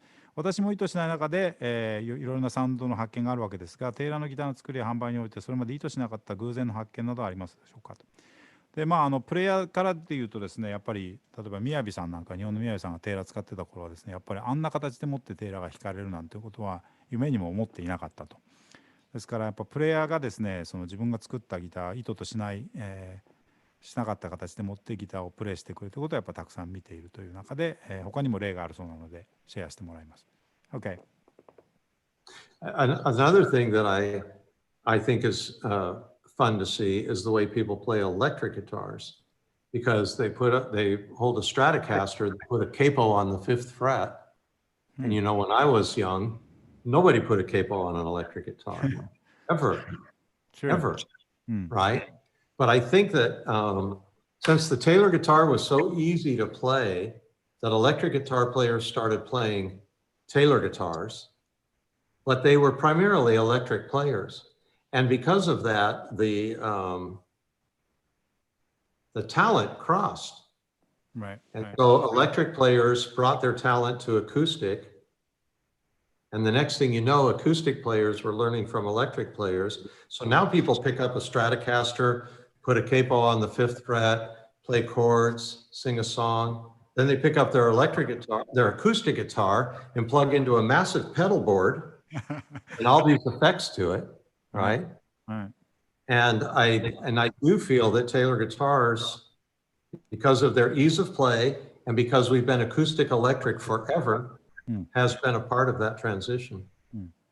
それともう一つ一プレイヤーということではないんですけども、一つやっぱ音楽の大きな流れが変わったという意味で言うと、テイラーのギターはですね大きな役割を果たしたんじゃないかなと思ってます。最近ですね、エレクトリックギターを弾いてるプレイヤーでもカポを使う人すごく増えてますよね。ですから5フレットにカポをつけてストラトを弾いてるみたいな。でこれはつまりアコースティックギターとエレクトリックギターを両方弾くハイブリッドのプレイヤーが増えたということだと思うんですね。ボブがやっぱりティーネイジャーの頃はエレキギターにカポをつける人なんてほとんど見なかった。ただ今は普通にエレキにもカポを使う人が増えたというのは、一つはすごく弾きやすいアコースティックギターを作ろうと思っていたテイラーのギターをですね弾くエレキギタープレイヤーが増えた、そういう歴史があるわけですよね。ですから普段アコースティックギターを弾いてる人、ごめんなさい、普段エレクトリックギターを弾いてる人がテイラーのギターはアコギを使い出して、カポを使うようになったのをそのままエレキに持ってくるみたいな形で持って、アコースティックギターの奏法をエレキに取れるようになり、逆に、アコースティックギターにですねたくさんエフェクターを使ったりする人たちも増えてます。でその、両方エレキもアコギも両方とも使うみたいな、カルチャーを、作ってきた一部としてテイラーのギターが大きな存在だったことは間違いないと思います。Another, I think, good example is Ed Sheeran, who played a Martin guitar for years, and now he's using a Loudon guitar because they set up a factory in Dublin. But here he is playing a tiny guitar with a big pedal board, Right. and he's playing stadium gigs with no band. Right. I mean, there's 50,000 people listening to this guy play, and he plays what he plays, and that's totally, completely different. And I think that every time someone breaks out and does something completely different than that, it changes everything for people. They see the guitar differently. So thank you to Ed Sheeran, too, for showing people a different way to play guitar. でエッド・シーランなんかも今はすごいマーチンをやめて小さいギターを使ってるけども、たくさんエフェクトボードを使って5万人のお客さんの前で一人でギター弾く弾き語りのスタイルでやってたりするのも、また新しいギターの奏法をですねこの世の中にやっぱ紹介してくれたギタリストの一人だというふうに思ってます。Thank you. Okay. Here's another one.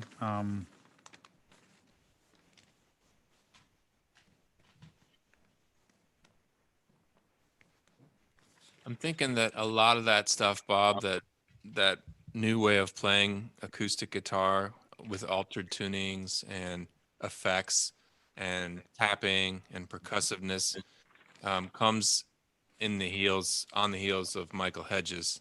I think he was one of the first guys to do that and just make it. You just listen to those records and you're like, what is going on here? You can't even figure it out at that time. I was completely blown away by Michael Hedges. Everybody was, and again, it was a short life, too, and so that seems to go along something. It's like, who was that masked man? And then you go back and you try and figure it out. There's great recordings, but there's not today's YouTubes of him and that kind of thing. But man, he did do that. You're right. He's the progenitor of that. Okay, so here's another question from an artist, and I keep forgetting I read this in Japanese first, so I will this time. ハチさんからの質問で、テイラーのギターがいろんな環境問題に取り組んでいるのを見ると、年々環境問題はシビアになっていると感じます。ユーザーとしては今後ギター業界がどうなっていくのか気になります。木材が取れなくなったり、良質な木材が手に入らなくなることによってギターの材質は変化していくのでしょうか。環境活動を長く続けていくためにはボランティアではなくビジネスとして成り立つ仕組みを作ることが重要と社長はおっしゃっていますが、テイラーギターの新しいビジネスや10年後にテイラーギターがどうなっているかなど今後の展望も教えていただけたらありがたいです。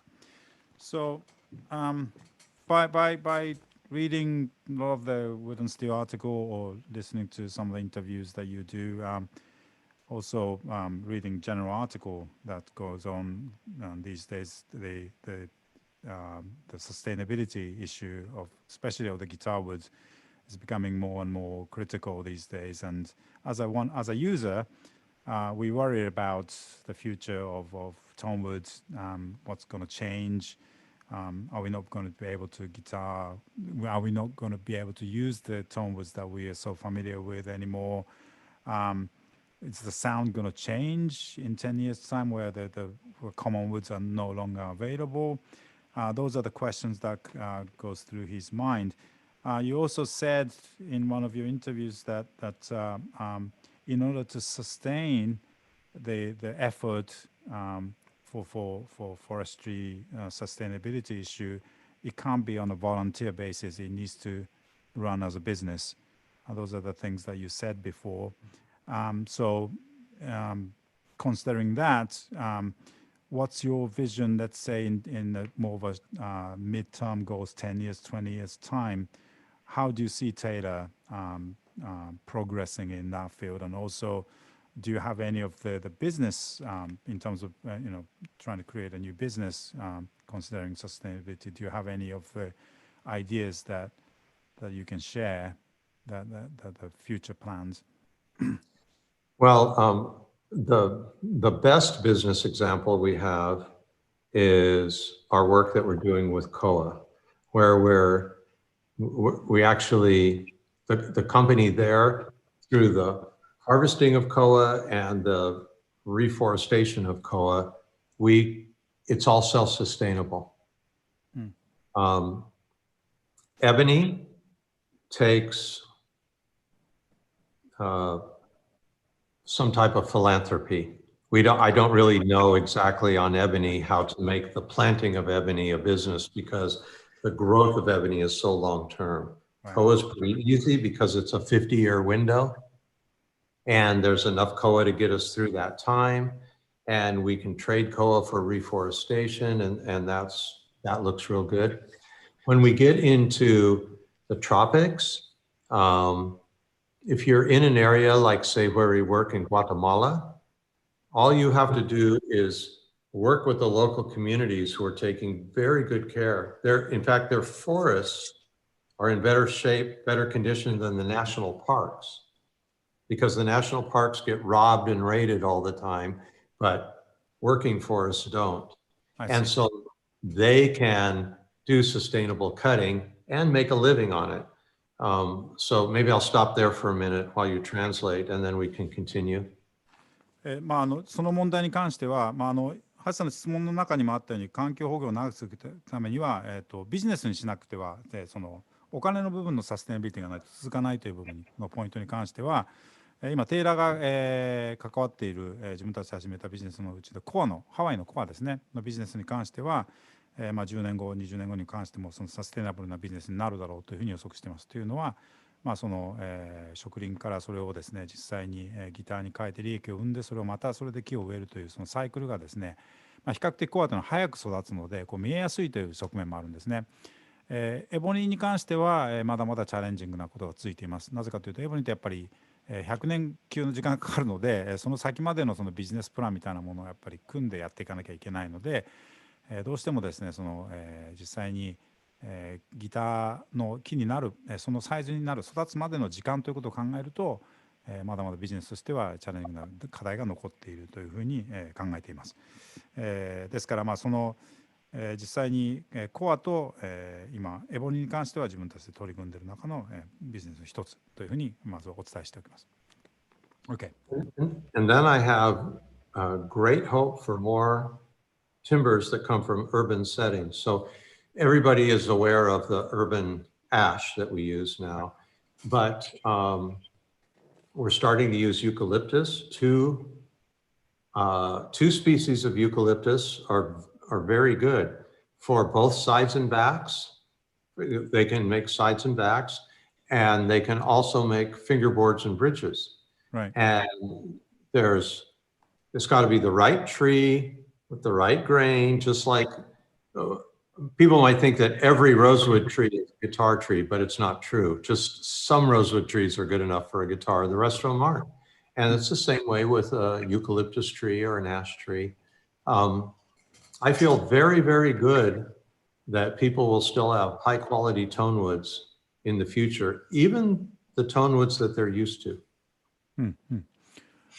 で先ほどのごめんなさい、今の、答えのその前のところでちょっと、訳してなかった部分があったのでそれを、言いますと、例えば本庄マホガニーみたいな、材でも、実際にですねそのビジネスをしているところの方が管理がちゃんとできているという事実もあります。要するに、国立公園みたいなところはもう平気でそこ略奪があったりなんかして木の森林の管理ができてないものをちゃんとビジネスとやってる人たちの方が管理ができているという事実もあるということを、ビジネスにした方がいいんだという観点からお伝えしておきます。でもう一つ今、ボブが言ったのは、今回ですねテイラーが324というギターに採用したアーバンアッシュという木があるんですけども、いわゆるですね都市部に生えている、木をですねどんどん積極的に使っていくというのも新しいビジネスの取り組みとしてやっている一つで、まだ日本では未発売ですけども、今度出てくるギターにはですねユーカリの木をですね指板に使うようになりました。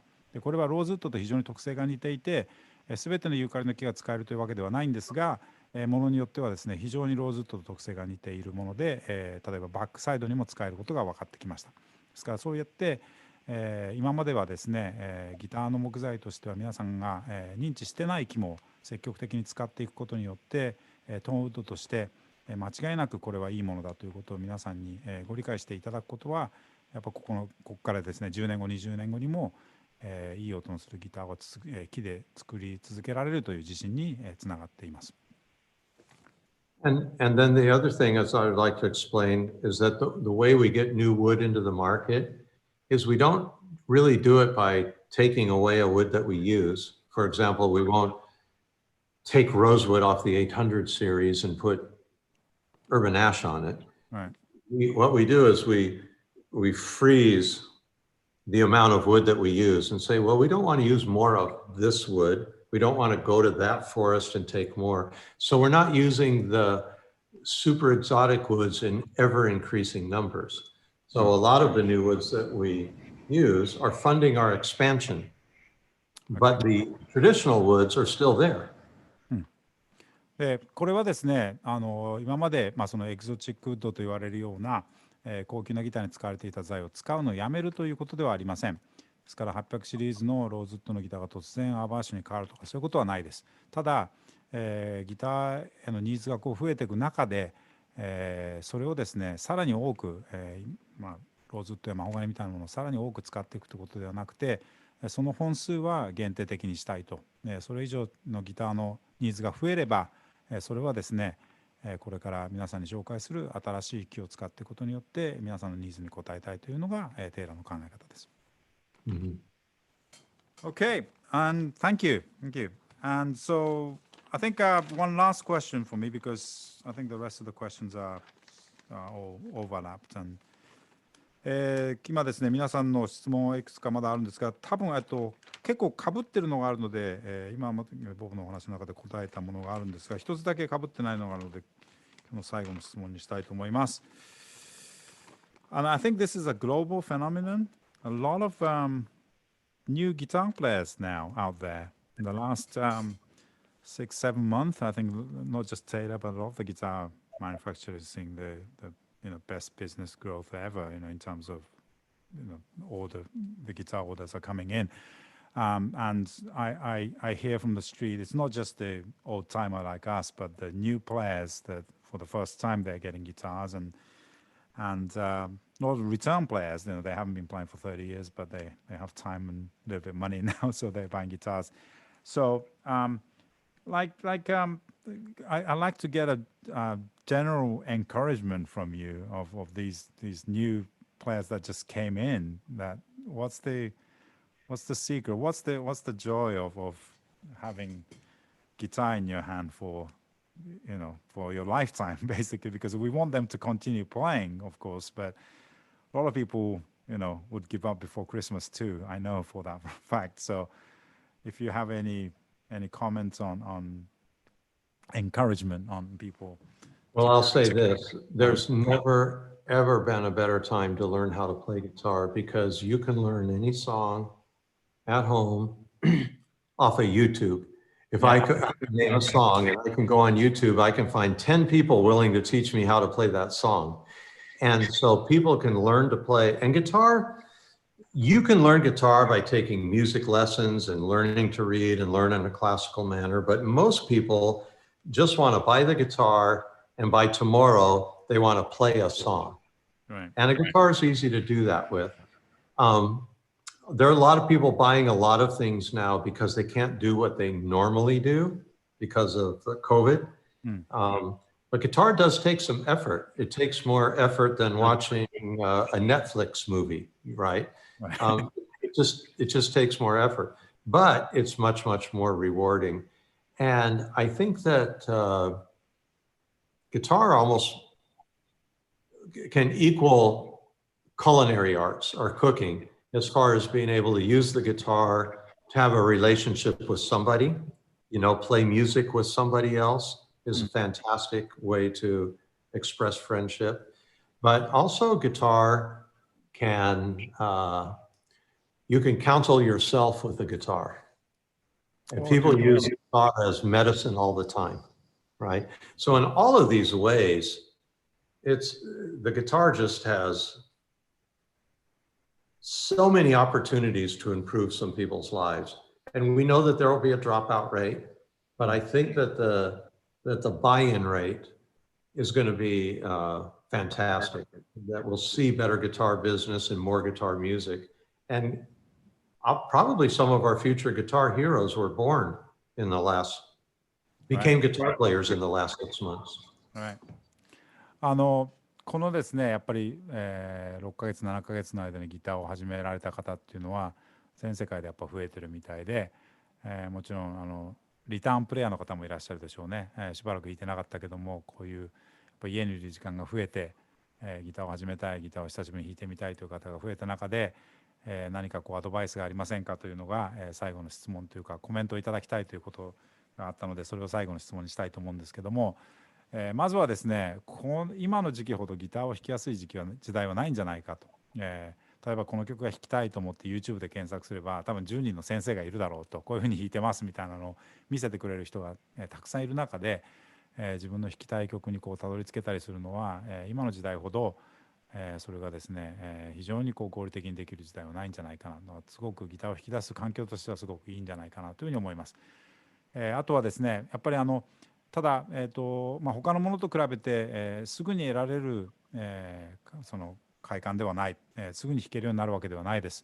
ですから、ネットフレックスの映画を見るように簡単にですね、ギターが弾けるようになるわけではない。ただ逆に、弾けるようになった時のその楽しみみたいなのはやっぱりギター特有の楽しみ方があるというふうに考えていて、よくボブさんが思うのは、例えば料理ができるようになるのと似てるんじゃないか。やっぱ料理ができるとですね、それはもちろん自分の食べるためにも作るでしょうけども、他の人に振る舞ったりするような楽しみも出てくる。で、音楽ってやっぱ一緒で、ギターを弾けることによって非常にそれがですね、人を喜ばせることができるという側面も忘れないでほしいです。あとはあとはその薬のように考える人たちもいて、その音楽があることによって、ギターが弾けることによって、自分のですね、その落ち込んでた気持ちがすごく持ち上がったりとか、そういう側面もあるので、音楽が弾けることによって、自分が得られることはただ単に楽器が弾けることだけではなくて、それ以上の楽しみがあるということも忘れないでください。How about you, Andy? You've been playing for a while too. Do you? I agree with what Bob just said, and I thought about a couple things while you were translating, and one of them is that it is a very frustrating instrument, but it's extremely rewarding as well. I played today for about an hour, and I could not get it to sound the way I wanted. And I've been playing for a long time.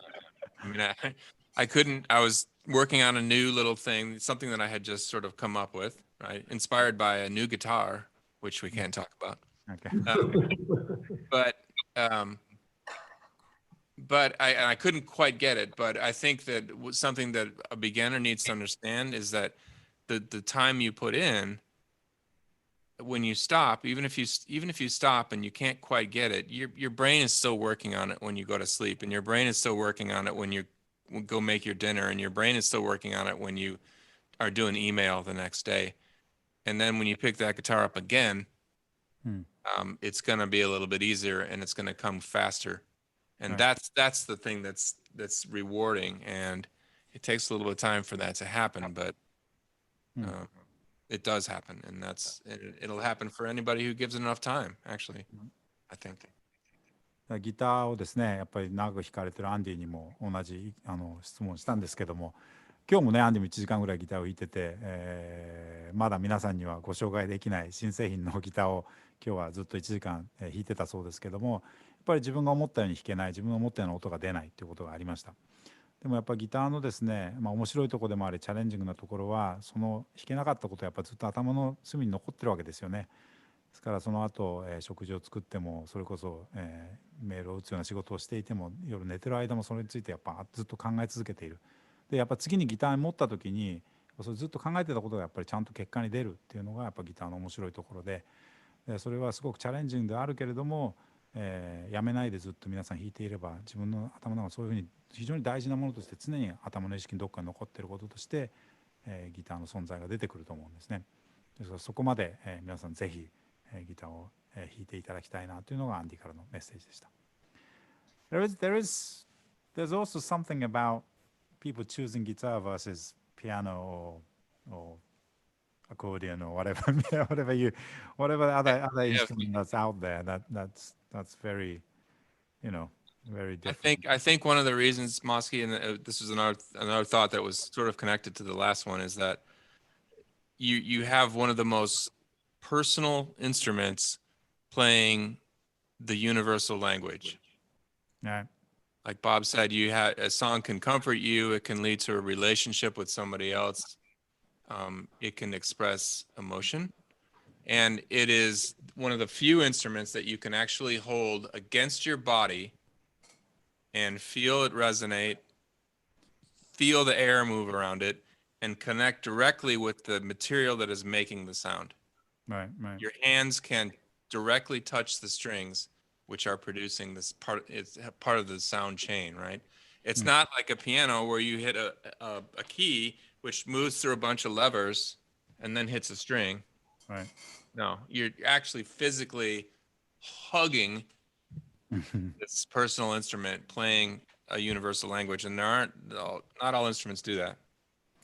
そうですね。だからボブが言ったように、すごくパーソナルなギターで、自分を動かすこともできるし、人も動かすことができるっていうのはやっぱり楽器の構造的なところもあると思っていて、例えばピアノ始める人もいれば、ドラム始めるいろんな楽器が世の中ある中、ギターっていうものがなんでユニークなのかって考えた時に、やっぱりまずはその距離感ですよね。自分のボディそのものが振動してるのを感じながら、同時にその音がお客さんに向かってるっていうこともそうですし、そのギターの音の要である弦の振動みたいなものを指が直接それを触って振動させてるっていうのも、ピアノとは決定的にやっぱり違う。ハンマーで叩くわけではなくて指で弾いてるみたいな部分で言っても、非常にその距離感だったりで、ボディを実際に抱きかかえて弾くみたいなっていうのも、全ての楽器がそういう構造ではないということを考えると、やっぱそれがギターのユニークなポイントにつながってるんじゃないでしょうか。はい。Okay. I think we had a bunch of good questions, don't you think, Bob? Those were fantastic, Masuki. Yeah, thank you. I really, I really appreciate some of the comment you made about the work we do here. But I also like to comment that it's the balance of freedom and also feeling that you're part of the team is what makes Taylor unique, I think. And I think in the last 6 months it was very challenging for all of us, but never thought we could do something like this with because it was a difficult time, we actually doing something very, very new. A couple of Yamano guys being a switcher and a cameraman now, so, and I never thought this would happen, but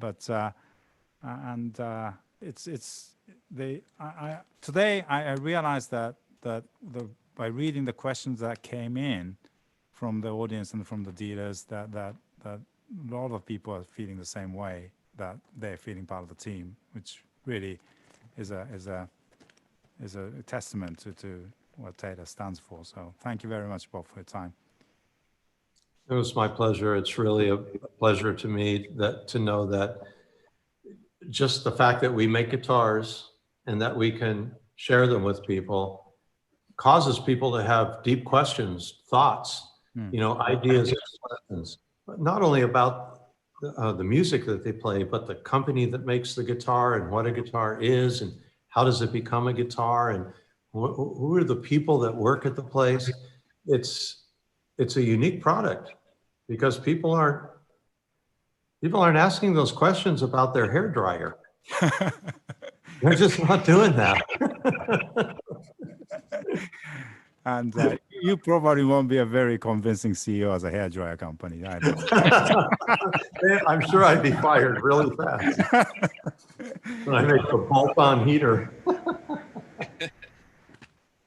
僕は今ですね、最後のコメントというか皆さんにお伝えしたいことは、今日ボブの話にもありましたけども、チームワークがやっぱりすごく大事だっていう中で、我々もですね、この日本でこの6ヶ月間やっぱコロナ禍の中、非常に難しいシチュエーションの中、こうやって新しいことが、チャレンジングなことをやらせていただいていることに関しては非常にやっぱり僕らも感謝してますっていうのは、やっぱり新しいアイデアを出してこういうふうにロードショーを続けていきたいみたいなことは、やっぱアイデアを聞いてくれてそれをこう実行するみたいなってことに対しての、やっぱり我々の自分たちのクリエイティブを出す場面を作ってくれたりで、同時にテイラーというそのチームの中で一員としてやれてるっていう部分のそのバランスがやっぱりすごくテイラーっぽいなっていうのも僕もずっと感じてたことが、今日ボブの実際の言葉の中にもあったことを非常に嬉しく思ってます。でその中で今日本当に皆さんのですね質問をこうやって僕が代弁させていただいて、今日は直接出ていただいた4人の方にも改めてお礼を言いますけども、皆さんの質問をやっぱり読ませていただいて聞かせていただいて非常に思ったのは、そのテイラーのチームとしてですね、皆さんがその本当にユーザーの皆さんもそうですし、ディーラーの皆さんも本当に一員として、本当にかなり本当に深いレベルでいろんなことを考えていただいている。その中でこういう質問が出てきたことを僕自身も非常に嬉しく思いましたし、今最後のボブのコメントにもあったように、非常にですねギターを作っているだけで思っていたことが、それがですね音楽だけでなくギターのスペックだけでなく会社のやり方だったりボブの信念だったりみたいなところに至るまで質問が出ていることを非常に嬉しく、そして誇り高く思ってます。本当に今日はありがとうございました。これがですねもしヘアドライヤーの会社だったらこんな質問は出てこないだろうということで、もしボブがヘアドライヤーの社長だったら多分クビになってるだろうなというふうな最後にコメントを僕が残しつつ今日は終わりにしたいと思います。Thank you again. Thanks, guys. Thank you very much. So we'll go offline from YouTube, but if you can stay for a couple of minutes so we can wrap it up offline. So thanks again. Thank you. 今日もう一度皆さんお礼を言いましょう。アンディ・ランドさんです。ありがとうございました。Thank you. そして、テイラーギターズの創始者でいらっしゃる、ボブ・テイラーさんでした。ありがとうございました。Thanks, Bob. You're welcome.